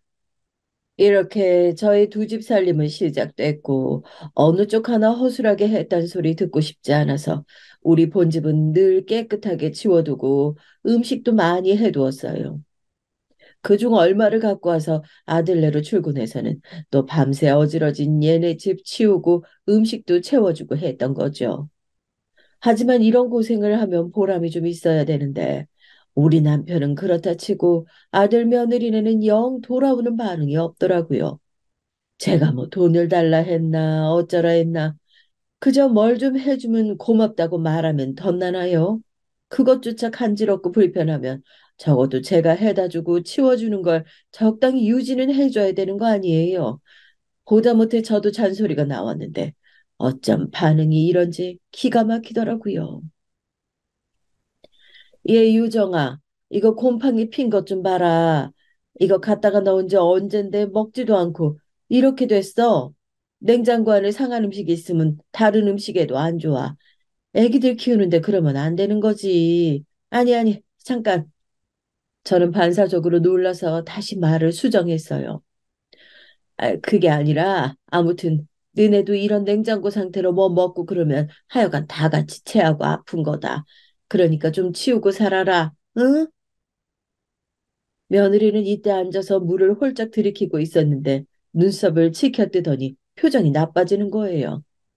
근데 저도 몸이 지치고 피곤해서인지 저런 반응을 못 넘기고 같이 한 소리 하게 되더군요. 엄마, 엄마 지금 쟤네 맨날 자지러지게 울고 난리치는 거 안 보이세요? 나도 깨끗하게 하고 냉장고 치워두고 살고 싶죠. 근데 지금 쟤네들 씻지도 못하고 잠도 못 잔다고요. 왜 나한테만 뭐라고 해요? 오빠도 똑같이 이 집에 살고 먹고 사는 사람인데 오빠한테도 좀 뭐라고 해보세요. 제가 아무리 육아가 녹록지 않고 힘들다고 하지만 그래도 시어머니인데 이런 말을 막 해도 되는 건가요? 한편으론 이런 말까지 듣고 있는 내가 스스로 참 어이가 없고 며느리가 순간적으로 너무 미워 보였어요. 예, 내가 뭐 야단치는 거냐? 응? 내가 집도 치워가면서 음식도 해다 주고 하는데 그 정도 말은 하면 안 되는 거야. 그렇게 피곤하고 힘들다면서 음식도 니들 입맛에 맞는 건 싹 다 먹어치우고 또 해달라고 소리하면서 냉장고 하나 썩은 음식 치우는 게 그렇게 힘드냐고. 내가 그렇게 못할 말을 했어. 어쩜 그렇게 너는 불만이 많냐? 저도 참지 못하고 그만 이렇게 가타부터 늘어놓게 된 거예요. 그러다 보니 옆에 애기들이 울던 말던 저와 며느리의 목소리는 점점 커지게 됐고 말의 속도는 또 다다다다 붙어버렸어요. 그러고 있으니 토요일에 출근 안 하고 방에서 자고 있던 아들까지 나와 보게 된 거고요. 근데 이때 아들도 제 딴엔 중재를 하겠다고 시도한 거지만 결국 상황은 더 악화돼 버렸죠. 아이 참 둘 다 왜들 이러는 거야. 엄마 됐어요. 기분 풀어요. 유정이 너는 그러지 말고 가서 좀 자. 이 말을 들은 저나 며느리나 둘 다에게 그닥 효과적이지 않았던지라 각자 화를 내다 보니 싸움이 커지고 애들은 울고불고 모두가 불만을 토로하는 상황이 돼버렸죠. 이때 제가 더 화를 누를 수 없었던 건 이런 분위기 안에 며느리가 지갑만 챙겨들고 밖으로 나가버렸기 때문이에요. 씩씩거리면서 성질을 내더니 인상을 잔뜩 구기고는 옷 대충 주워 입고 그대로 휙 나가더라고요. 그걸 멍청히 보고 있던 저와 아들은 동시에 마주봤고 당연히 이런 말이 흘러나올 수밖에 없었어요. 예, 쟤는 내가 뭐 진짜 엄마라고 생각하는 거냐? 아니, 엄마라고 생각하라고 했지만 잘 지내자고 한 거지. 어른 앞에서 저러고 나가버리는 게 어딨어. 지금 너도 봤지? 이러자 아들은 머리를 어찌나 벅벅 긁어대던지 자기도 모르겠다며 짜증을 내더라고요. 아, 엄마, 나도 몰라. 아, 그나저나 쟤는 저러고 나가면 난 어떡하라고. 아, 나 오늘 잠 좀 자려고 했는데 애기들은 누가 봐. 아, 좀 그러게 그냥 좀 넘어가지 그랬어. 상황이 이렇게 흘러가니 저도 화를 참을 수가 없었어요. 그 자리에 아들만 놔둬버리고 짐을 챙겨서 집으로 돌아왔고 친정 언니한테 전화해서 엉엉 울며 상황을 얘기했는데요. 아픈 조카랑 살고 있는 언니에게 할 말은 아니었지만 그래도 내 얘기를 좀 들어주더라고요. 영수가 그냥 걔네들끼리 치지고 볶고 살라고 해. 돈이 없어도 지들이 없는 거고 불편해도 지들이 불편한 거지. 걔네도 네가 얼마나 대가 없이 지극정성으로 해줬는지 알아야 돼. 그리고 쟤부도 아프다며. 그럼 그냥 너 네 남편이랑 둘이서 잘 살아. 뭘 머리 아프게 그 나이에 두 집 살림을 하고 있어? 이제야 저도 정신이 좀 들어서 언니의 말을 받아들였고 이제는 제가 완전히 감정이 상하고 그대로 마음을 굳히게 되더군요. 며느리와 아들에게는 문자 한 통씩 보내서 이제 니들 알아서 살라고 보내버렸어요. 아들은 왜 그러냐며 전화를 해댔지만 며느리는 받고 꿈쩍도 안 하더라고요. 제가 정말 엄한 데다가 기력을 쏟아본 것 같아서 허무하기도 했고 그렇게 남편이랑 지냈는데요. 건강이 안 좋긴 했지만 어째 갈수록 상황이 악화되더군요. 어머, 당신 왜 그래요? 많이 아파? 남편은 제가 아무리 불러도 대꾸도 안 하고 괴로운 듯 웅크리고만 있고 이런 시간들이 계속되면서 결국 입원하게 됐어요. 그나마 남편이 이런 상황이 되고 나니 큰아들네랑 막둥이네가 좀 들여다보긴 했지요. 그래도 여전히 둘째 며느리는 연락도 안 하고 오지도 않는 거예요. 그러니 큰 며느리가 한 소리를 하고 저도 이때부터는 제 귀에 이 말이 좀 들어오긴 하더라고요. 어머니, 그러게 제가 동서 별로라고 말씀드렸잖아요. 저도 대충 얘기 듣긴 했는데 뭐 애기 자기 혼자 키우나요? 시어머니가 밥이랑 다 해서 매일 갖다 주고 집 청소도 해주시는데 그렇게 짜증내고 나가는 게 어딨어요. 그래놓고 아버님 편찮으신데 지금까지 와보지도 않는다뇨. 아유, 진짜. 솔직히 저는 서방님 걱정돼요. 저런 와이프랑 순탄하게 잘 살지 말이에요. 저 역시 화가 단단히 나 있었지만 일단 남편 상태가 너무 위태위태하고 고루 깊게 신경은 못 썼어요. 그렇게 정말 입원한 지 그리 오래지 않아 상황은 악화되고 자꾸 무서운 경고들만 받게 되다 보니 가족들이 많이 지치게 되더군요.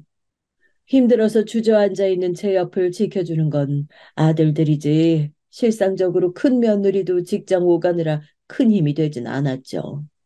그나저나 전화는 매일 해주고 가끔 들렸으니 둘째 며느리보다 나았고요. 그렇게 두 달이 더 지나 저는 남편과 이렇다 싶은 대화도 해보지 못한 채 떠나보내게 됐죠. 사람이란 게 참 간사하고 이상한 것 같아요. 그렇게 내내 투닥거리고 원수같이 여기면서 남편 술버릇을 증오했는데 노년에 아파졌을 그 몇 년간 무렵을 제가 옆에 충분히 못 있어줬거든요. 근데 그렇게 한이 되고 미안한 거예요. 우리 친정언니는 평소 우리 남편을 미워했던지라 이런 제 반응을 기가 막혀 했어요. 아이고, 무슨 대감만이 납셨어? 제부도 그만하면 살 만큼 산 거야. 네가 미안할 게 뭐 있어? 나는 네가 제부 술주정이며 사고 치는 거 다 감당하고 살면서 병 안 난 게 더 용해. 솔직히 내 동생 더 고생 안 시키고 저렇게 간 거 나쁘지 않다고 생각한다. 그리고 그 나이가 그렇게 억울할 나이도 아니잖아. 그만하고 이제 너도 네 건강 챙겨. 언니 말은 틀린 게 하나 없지만 이상하게 저는 남편을 보내고 난 뒤 그 집에 혼자 있으면서 계속 우울감과 공허함이 커지더라고요. 그렇게 사이 좋은 남편도 아니었고 원수 같아서 미워한 날이 더 많았고 썩 남편이 좋아서 힘들었던 것도 아니에요. 그저 늘 사람이 드나들던 공간인데 그게 텅 비어 있고 저 혼자만 멀뚱히 움직이고 있으니 허전했던 거고요.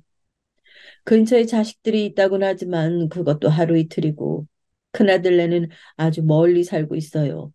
그나마 가까운 막둥이 아들네는 며느리랑 사이가 틀어져서 별로 왕래도 할 수 없었고요. 내 처지가 너무 싫고 짐짝처럼 여겨지니 계속 힘든 밤이 이어지더군요. 아무리 약을 먹어도 불면증은 심해져서 잠을 잘 수가 없어지고 살은 계속 빠져만 갔어요. 그때 저를 구원하듯 불러들인 목소리가 있었으니 바로 막둥이 아들이었죠. 엄마, 아 진짜 이러다 엄마 큰일 나겠다. 안 되겠어. 우리 집으로 들어보자. 이 말에 저도 홀린 듯 이끌려서 며느리와의 관계가 신경 쓰였지만 어쩔 수 없이 이쪽으로 방향을 틀게 되더라고요. 왜냐하면 그도 그럴 것이 밖에서 장을 보고 돌아다니다가도 집에 들어가면 처지고 울컥함에 눈물이 막 쏟아지더라고요. 이 나이 먹고 웬 팔자 좋은 우울증이냐 할 수도 있지만 저도 제가 왜 그런지 알 수가 없었어요. 밤엔 잠을 잘 수가 없으니 오후만 되면 두려움이 있었고 제 생각에도 옆에 누군가가 있어야겠다 느낌이 들었거든요. 그러니 머릿속으로 아무리 생각해봐도 큰아들네는 한창 공부하는 애들이 있어서 어렵고 끼케야 막내둥이 아들 쪽인데 그나마 그쪽으로 계속 가능성을 떠올리게 되더라고요. 며느리와 관계가 다 회복되진 않았지만 아들이 나름 열심히 말을 해두었는지 남편의 장례 이후로 꽤 오랜만에 보는 것이었지만 적당히 말은 나누게 됐어요. 그런데 이제 호칭을 완전히 달리하더군요. 어머니 오셨어요? 오빠한테 얘기 들었어요. 일단은 저쪽으로 방 비워놨어요. 여기서 지내시면 돼요. 그러면서 대강 치워둔 방을 하나 가리키더군요. 썩 마음이 좋지는 않았지만 뭐 어쩌겠어요. 사이가 나빠진 채로 틀어졌고 이번에 딱히 며느리랑 의논하고 얘네 집에 들어온 것도 아니니까요. 아무튼 오랜만에 아들네 집에 들어와 보니 제가 없던 사이에 많은 환경이 변화가 있더군요. 애기들도 좀 컸고 어린이집에 보내두고 있었고 며느리도 일을 하고 있었어요. 살던 집을 팔고 몸만 들어왔고 어쨌든 식구가 늘어나는 거니 저도 제 몫을 하는 게 좋겠다는 생각이 들었어요. 저기 정우랑 진우 데려오는 건 내가 할 수 있으니까 그건 나한테 맡겨둬라. 니들 둘 다 일하느라 바쁘니까 내가 밥도 해줄 거고 나도 가만히 그냥 있으면 그게 더 힘들어. 그랬더니 며느리는 기다렸다는 듯이 바로 대뜸 답을 하는 거예요. 아, 네. 그럼 그렇게 해주세요. 얘네는 어린이집이 바로 요 앞이거든요. 저도 아침에 출근하면서 정신없긴 한데 혹시 출근길에도 데려가 주시면 안 돼요? 저 출근이 8시인데 저 때문에 얘네가 어쩔 수 없이 그 시간에 어린이집에 가거든요. 원래는 10시까지 가도 되는데 애들 너무 일찍 가서 늦게까지 있으니까 불쌍해서요. 이렇게 저에게 아이들 등 하원을 둘 다 해달라고 맡기더라고요. 아들이랑 상의된 내용도 아니었는지 나중에 아들이 저한테 뭐라고 하는데 이거 중심을 잘 잡아야 되겠다 싶었어요. 어찌되었건 전에 나갈 때랑 달리 저 편하자고 여기 들어왔으니까요. 이러다 둘이 싸우면 진짜 이도저도 아니게 되거든요. 뭐야? 엄마 보고 등원까지 시켜달래? 아이, 그건 무조건 자기가 하겠다고 자신하면서 취업한 거야. 이해해주는 직장도 만났다고 좋아할 때는 언제고? 나는 얼마 안 된 애기들 어린이집 그렇게 늦게까지 맡기는 것도 마음에 안 들어서 엄마, 솔직히 말을 안 해서 그렇지. 엄마 그렇게 나간 후로 나랑 얘랑 얼마나 많이 싸웠는지 몰라. 자기 힘들다고 돈을 얼마나 물 쓰듯이 쓰는 줄 알아? 아들은 의외로 뭔가 쌓인 게 많았던지 끝도 없이 불만을 풀어내기 시작했죠. 안 그래도 제가 집에 있을 때 둘 다 피곤해 보이기도 하고 대화도 별로 안 하더라고요. 저도 불만이 아직 있긴 했지만 애들 부부 사이 나빠서 좋을 거 하나 없으니 좀 조절을 해야 되겠더라고요. 그래서 군말 없이 이야기를 멈추고 저는 그냥 이 상태에서 지내게 됐어요. 여전히 잠을 좀 못 자는 건 비슷했지만 그래도 눈 떠서 집에 인기척이 있고 누군가 있다는 게 좀 안심이 되더군요. 일어난 김에 밥도 먹고 애들 깨워서 먹이고 출근시킨 다음 손주들과 놀아주다가 늦지막히 어린이집 보냈고요. 그렇게 지내는 사이 두어 달이 지나갔고 며느리는 늘 바빠 보였어요. 근데 어째 제가 이 집에 있어서 그런지 몰라도 늦게 늦게 다니는 것 같더라고요. 저기 오늘 회식이 잡혔는데 안 가면 안 돼서 많이 늦을 것 같아요. 애들 저녁 먹여주시고 시키는 것까지만 해주시면 안 될까요? 제가 어떻게든 들어와서 재우는 건 해볼게요. 이러면서 아침에 갑자기 말을 하는데 뭐라 말하기도 그렇고 저랑 다른 대화는 딱히 하지도 않고 자기가 필요할 때만 부탁만 하고 말이에요. 점점 며느리는 초반에 마주했던 인상과는 달리 완전히 다른 사람이 되어가고 저를 볼 때에도 눈 한 번 제대로 마주치지도 않았어요. 그럴 때마다 저는 속으로 어떻게든 좋게 생각해 보려고 했고 그때 내 마음은 그게 아니었지만 얘는 많이 서운했나 보다 그렇게 여기려고 했답니다. 근데 앞서 말했듯이 저런 부탁으로 시작해서 제가 들어주기 시작하니까 점점 하나씩 더 늘려가는 거예요. 저도 만만치 않게 불만이 쌓여가던 와중에 그만 큰 사고가 터지고 말았죠. 이날 저는 병원에 실려갔고 그 와중에도 손주들이 신경 쓰여서 마음은 참 지옥 같았는데 사건인 즉슨 폭우가 쏟아지던 날에 제가 유모차를 밀고 가방을 메고 우산 쓰고 애들은 어린이집으로 보내던 날이었어요. 횡단보도 하나 건너면 끝이긴 한데 어쩜 그날 비가 거세게 내리치던지 비닐 덮개를 씌워둔 손주들 유모차에 습기가 다 차서 아니 안 보일 정도더라고요. 그리고 차들도 신호를 무시하고 너무나 쌩쌩거리며 무섭도록 쏘다녔고요. 파란불에 건너는 건데도 위협적으로 느껴지던 그때 저는 다 건너가던 와중에 그만 미끄러지고 말았죠.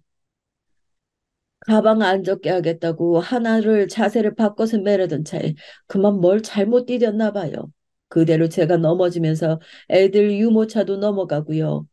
그나마 정말 가슴을 쓸어내릴 정도로 다행이었던 건 그렇게 맹렬하게 날아들던 차가 그나마 빨간불로 넘어갔음에도 불구하고 멈춰졌기 때문이죠.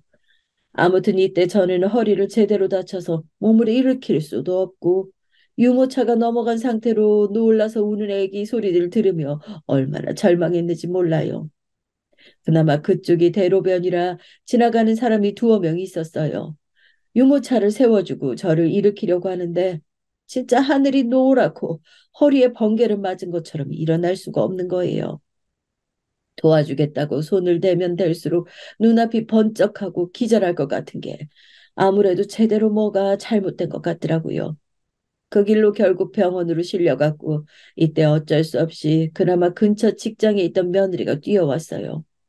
하지만 이때 며느리 태도에 저는 기절할 듯 아픈 허리보다 마음을 더 깊이 상처 입게 됐습니다. 그래서 애들은요?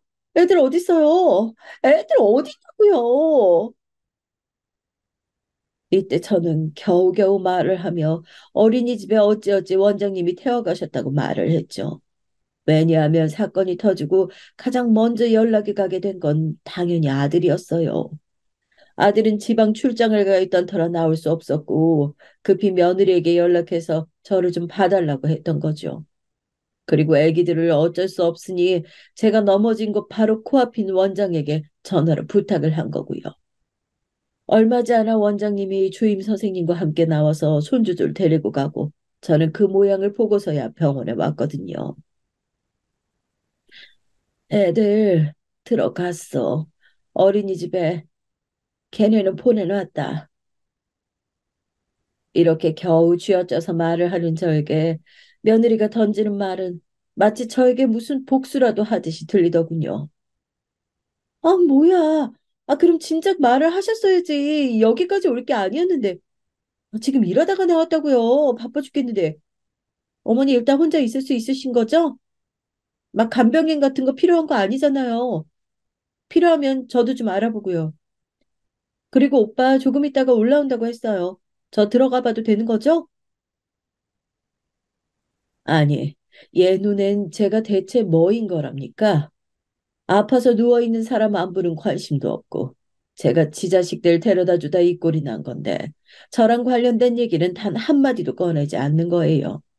그렇다고 화낼 기운도 없으니 저는 속으로 끙끙 앓으며 원망스런 눈으로 며느리를 쳐다보기만 했어요. 아무튼 전 갈게요. 애들 하원은 그럼 어떡하지? 아, 맞다. 이러면서 어딘가 전화를 걸더니 바로 전화를 받으면서 가방을 챙겨 들고 나가버리는 거예요.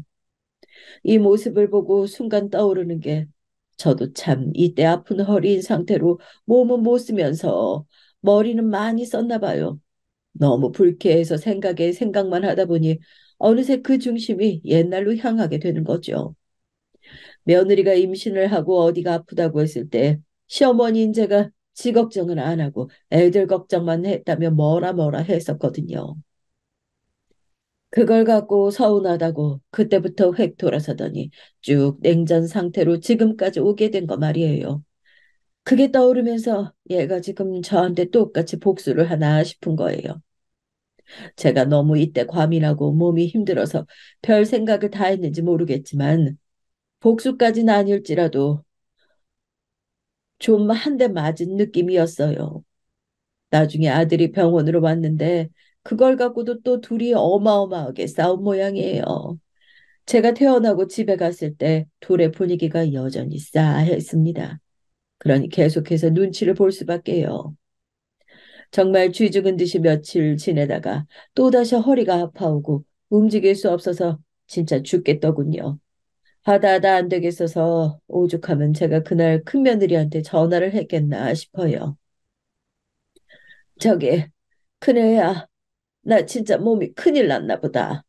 저 병원에서 나올 땐 괜찮은 줄 알았는데, 아이, 너무 힘들구나. 내가 너한테 이런 부탁하면 안 되는데, 정말 미안하지만, 혹시 김치 좀 있어? 여기 먹을 게 아무것도 없고, 내가 챙기긴 해야 되거든. 너 안 바쁨 잠깐만 차로 가져다 주면 안 될까? 제 말을 들은 큰며느리는 잠깐 말이 없더니 바로 다시 뭐라 쏟아내는 거예요. 근데 이때 저도 모르게 서러움에 눈물이 났어요. 세상에. 어머니, 그 몸을 하시고도 그 집밥을 차려주시려고요? 아니, 동서는 뭐 하는 거예요? 여기 일하는 엄마가 자기뿐인가? 저도 우리 애들 수험생이라 진짜 엄청 힘든 때예요. 하지만 직장 다니면서 얘네 먹일 건 다 하고 있다고요. 동서는 직장도 근처라면서 애들이며 살림까지 다 어머니한테 맡긴 거예요. 듣다 보니 이렇게 말을 해둔 저도 참 바보 천치 같지만 이때 둘째 며느리에 대한 서름과 미움이 그치질 않더라고요. 하지만 이때 큰 며느리가 제 말만 잘 들어줬으면 됐는데 얘도 듣고 못 참겠는지 쓸데없는 쪽으로 불똥이 튀었죠 뭐예요. 가뜩이나 사이 안 좋고 긴장이 팽팽한 상태인데 큰 며느리가 둘째 며느리한테 전화해서 난리를 쳤나 봐요. 둘이 연락도 잘 안 하는 사이인데 말이에요. 이날 밤에 아들 녀석이랑 며느리가 늦지막히 들어와서는 일제히 저를 비난하고 소리를 질러대는 거예요. 아, 엄마, 불만 있으면 우리한테 말을 해야지. 왜 형수한테 그랬어? 형수님 전화 오시고 형한테 전화 오고 유정이랑 엄청나게 싸우고 아주 오늘 전쟁판이 따로 없었어. 아, 왜 싸움을 붙여? 어안이 벙벙해서 아들만 뻐끔뻐끔 쳐다보는데 며느리가 갑자기 사납게 가방을 바닥에 던지더니 대뜸 제 앞에 서는 거예요. 어머니, 저한테 불만이 그렇게 많은데 어떻게 참고 한 집에 사셨어요? 형님한테 들으니까 아주 가관도 아니던데요? 누가 어머니한테 밥 해달랬어요? 살림 해달랬냐고요? 왜 내가 하지도 않은 말 갖다가 혼자 부풀려가지고 상상하고 무슨 형님 시켜서 김치 갖고 오라는 둥어 어쩌라는 둥 뒤에서 그렇게 제욕하고 다니셨어요? 김치 먹고 싶으시면 뭐 말을 하시던지 왜 형님한테 제 뒷담을 하셨냐고요? 고래고래 소리를 질러대는 아들은 또 왜 그렇게까지 말을 하냐며 며느리를 붙들고 아주 머릿속이 아수라장이었어요. 몇 마디 저도 하려고 했지만 며느리는 전혀 틈을 주지 않더군요. 형님이 뭔데 나한테 전화해서 이래라 말아요? 이게 다 어머니 때문 아니냐고요. 노인네가 나이 먹어서 며느리들 싸움 붙이고 이간질 시키면 좋아요? 대답 좀 해보세요. 급기야 이런 말까지 듣고 저 역시 눈물이 핑 돌던 와중에 순간적으로 빛을 가르는 듯한 소리가 아주 둔탁하게 들렸어요. 바로 아들을 통해서 말이죠. 유정이 너 우리 엄마한테 말버릇이 그게 뭐야? 적당히 안 해? 아유, 정말 이날 눈앞에서 벌어진 풍경은 진짜 늙은이는 그냥 조용히 살라는 뜻인 건지 차마 두 눈을 뜨고 볼 수가 없는 지경이었어요. 글쎄 아들이 지 아들들도 거실에 놀고 있는 그 앞에서 자기 부인 뺨을 날카롭게 한 대 때린 거예요. 명호야, 아유 왜 이러냐 이러지 마라. 너무 놀라서 붙잡고 이 상황을 어떻게든 무마시키려고 하는데 그 자리에서 볼을 부여잡고 고개 숙이고 있던 며느리는 점점 몸을 부들부들 떨더라고요. 오빠, 지금 나한테 손댔어? 뺨을 때렸어? 제정신이야? 그러자 손주들이 한 놈씩 울음을 터뜨리기 시작하고 차라리 저는 이 소음 속에 묻어가며 어떻게 정리를 하려고 했어요. 저기, 얘들아, 그만하자. 어? 내가 잘못했다. 그만하자. 그런데도 아들은 엄마가 뭘 잘못했냐며 소리를 지르고 며느리는 며느리대로 흥분해서 날뛰는 거예요. 제발 누가 날 여기서 좀 끄집어내줬으면 좋을 텐데 상황이 그리 만만하게 흘러가지 않았어요. 좋아. 나 경찰에 신고할 거야. 남편이 시어머니 편들면서 와이프 딱이 날렸다고 경찰 부를 거야. 이때 진짜 어찌나 서늘하게 땀이 머릿속을 타고 흐르던지 대체 내가 지금 뭘 들은 건지 실감나지 않았어요. 유정아, 유정아, 진정해라. 왜 그래? 그럴 일이 아니다. 저기 내가 잘못했다. 잘못했어.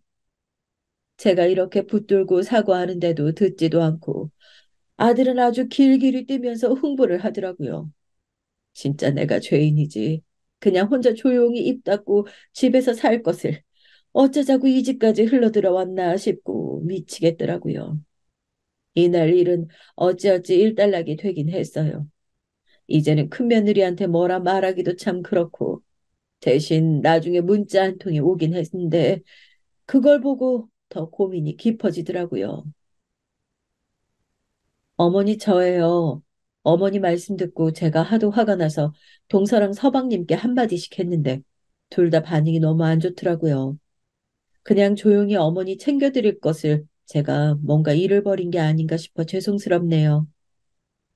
그날 부부끼리 다투고 어머니도 많이 힘드셨다고 서방님께 전해 들었어요. 죄송합니다, 어머니. 이 내용을 보고 있자니 또 내가 그렇게 죽을 죄를 지었는 건지도. 이 내용을 보고 있자니 또 내가 그렇게 죽을 죄를 지었는 건지도 모르겠고 속만 답답하더군요.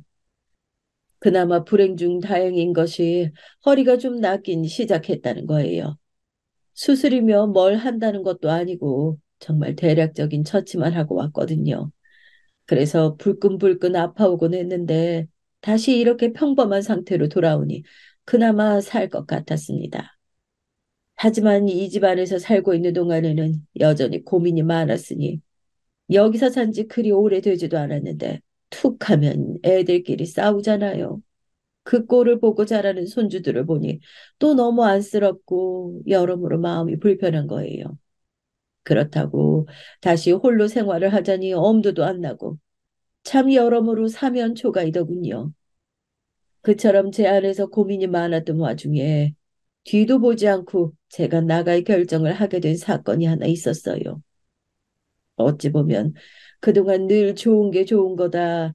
느긋하게 맞춰가면서 살아왔던 제 모습치고 참 보기 드물게 직접적으로 움직인 날이기도 했어요. 이 일이 일어난 이유는 바로 전화 한 통 때문이었죠. 전 그때 애기들 방에서 빨래를 개고 있었고 손주 녀석들이 겨우겨우 재워져서 숨을 돌리고 있던 때였는데 저쪽 안방에서 며느리는 밖을 거들떠보지도 않더라고요. 이미 저는 많은 생각을 하고 있었고 진짜 이대로 내가 계속 숨 멎을 때까지 살아야 할지 속이 복잡한 상태이긴 했어요. 그런데 이날 어쩌다 보니 안방 앞쪽에 빨래 건조대가 있어서 그걸 더 걷어오려던 차에 안에서 대화하는 며느리 목소리를 듣게 된 거죠. 이날은 주말이었지만 아들이 지방 출장 중이라 집을 비운 상태였거든요. 저랑 단둘이 애들과 있는데도 밥 먹을 때 말고는 나오지도 않는 게 괘씸하기도 했지만 어쨌건 쥐죽은 듯 있던 때였어요. 친구인지 누구랑 통화하는데 대화 내용이 진짜 기가 막히더라고요. 행여나 뭐 누가 들을 거라고 생각도 안 하는 것 같아서 더 무시당한 기분이었어요.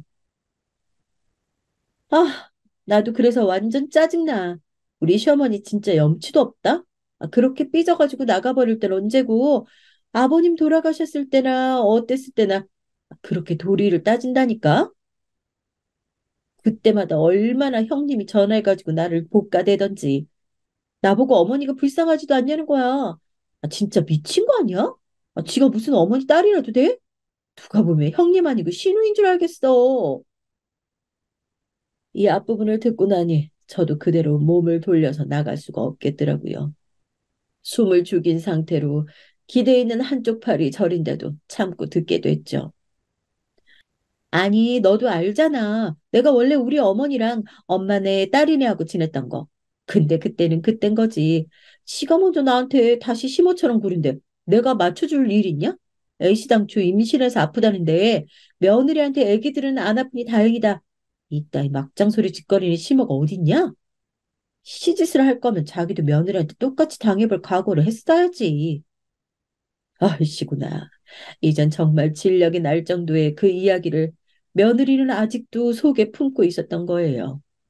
제가 잘해준 배까지는 다 잊어버리고 지 서운했던 거 그거 하나 콕 집어서 이렇게 죽일 듯이 저에게 눈치를 주고 담을 쌓는 건가요? 더 과거는 아직 나오지도 않았어요. 얼마 전에는 뭘 했는지 알아? 아버님 돌아가셨던 핑계로 아들 집에 키역코 빠득빠득 우겨서 들어와 놓고선 자기 허리 아프다고 징징거리고 내가 그래서 병원 가서 일부러 모른 척 했거든?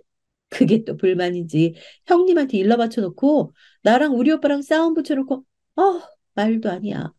그러더니 며칠 전에 TV 틀어놓고 팔자 좋게 누워서는 단풍놀이 가고 싶다고 중얼거리는 거 있지?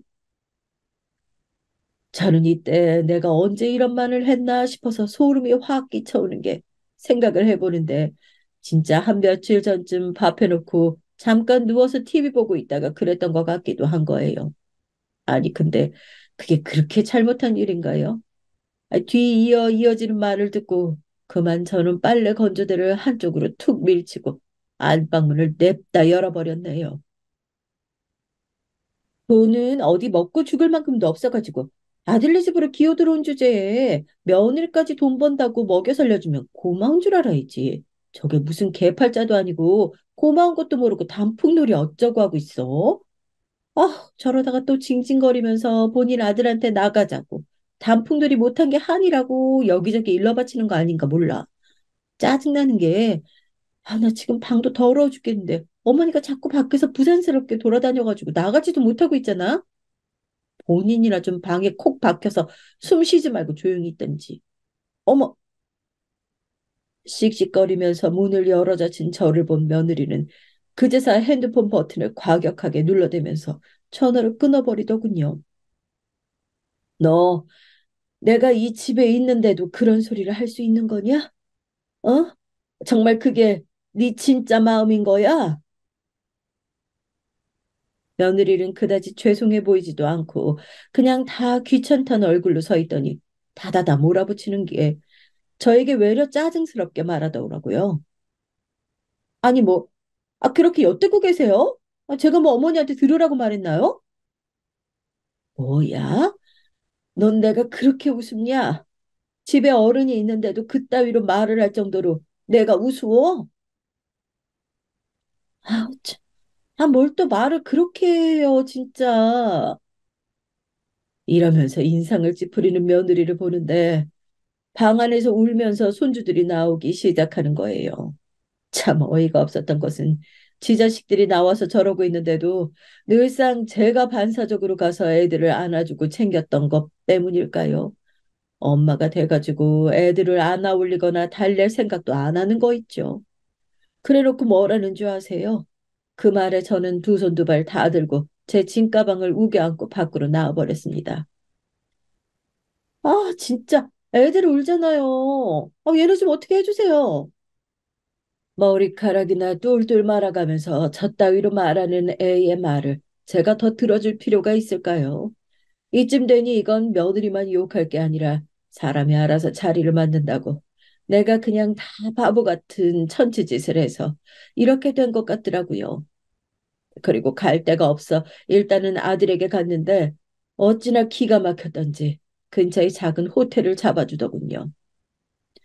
저기 당장 엄마 모실 데도 없지만 진짜 유정이가 그랬어? 내가 상상은 안 가는 게 아니지만 어떡하면 좋냐 이거. 아들은 말이 안 나오는 듯한 계속 허공만 보고 있더군요. 그러더니 슬며시 꺼낸 말은 제가 결심한 내용과 크게 다르지 않아서 차라리 안심이 됐죠. 좀 막막한 얘기이기는 하지만요. 엄마, 나 미안한 얘기지만 얘랑 이혼할까 해. 엄마한테 못한 얘기들이 좀 있긴 한데 경제관념도 그렇고 애들 키우는 것도 그렇고 안 맞는 부분이 너무 많아. 솔직히 애들도 엄마를 더 따르지 유정이한테는 안 가잖아. 나는 아무튼 내 생각은 그래. 저도 두루두루 오래도록 느껴왔지만 차마 입 밖으로 낼 수 없었던 이야기. 도무지 내 아들과 둘이 오래도록 살게 하기는 어렵겠다 생각 말이에요. 며칠 고민하던 중 아들과 뜻도 맞아서 저녁쯤 집에 들어가서 며느리와 마주 앉았어요. 아들이 이혼 얘기를 어렵사리 곤란한 얼굴로 꺼냈는데 며느리는 코웃음을 치더군요. 자기도 바라던 바라나요? 나도 이렇게 엄마 편 들고 징징거리는 징징이는 필요 없어.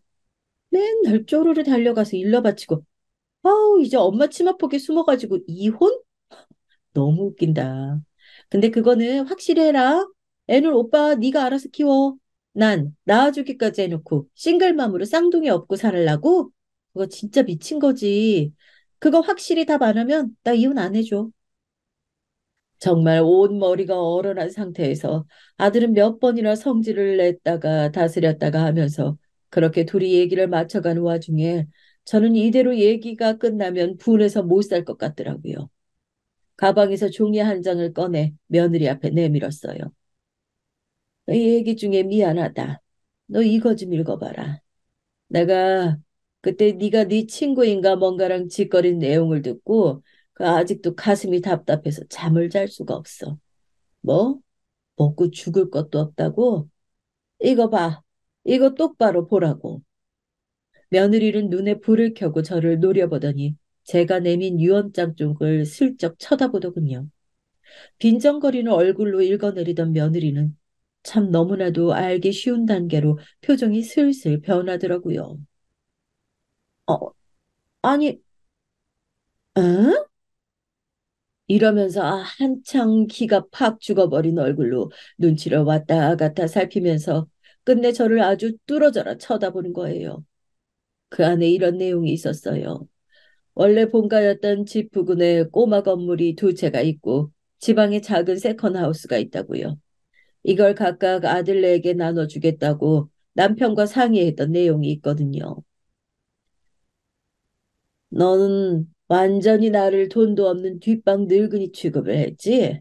난 있잖아. 그날 너랑 다투고 집을 나오고 엄한 호텔 가면서 자던 중에 몇 번이나 경기를 했다. 내가 정말 일말의 재산도 없고 버틸 돈도 없었다면 어떻게 했을까? 얼마나 더 비참하게 바닥으로 내려앉았을까 말이야. 너야말로 이 집 어떻게든 쪼개서 돈 달라고 악을 쓰는 애가 나한테 돈이 있네 없네 비웃을 일이냐? 시집 올 때 돈 없다고, 어? 갖은 애교를 부릴 때는 언제고 받아주니까 이 집이나 네 신랑 돈이 네 돈인 줄 알아? 그리고 그걸 갖고 시애미를 이렇게 무시하고 부려먹어? 정말 전에 없이 저는 와악거리면서 제 속에 있는 소리를 털어놓고 말하는 동안에도 어찌나 눈물이 나는지 그 뒤에는 더 이어가지 못했어요. 아무튼 그렇게 집을 나와버렸고 아들은 완강하게 이혼 의사를 밝히고 소송을 가냐 마냐 하고 있었죠.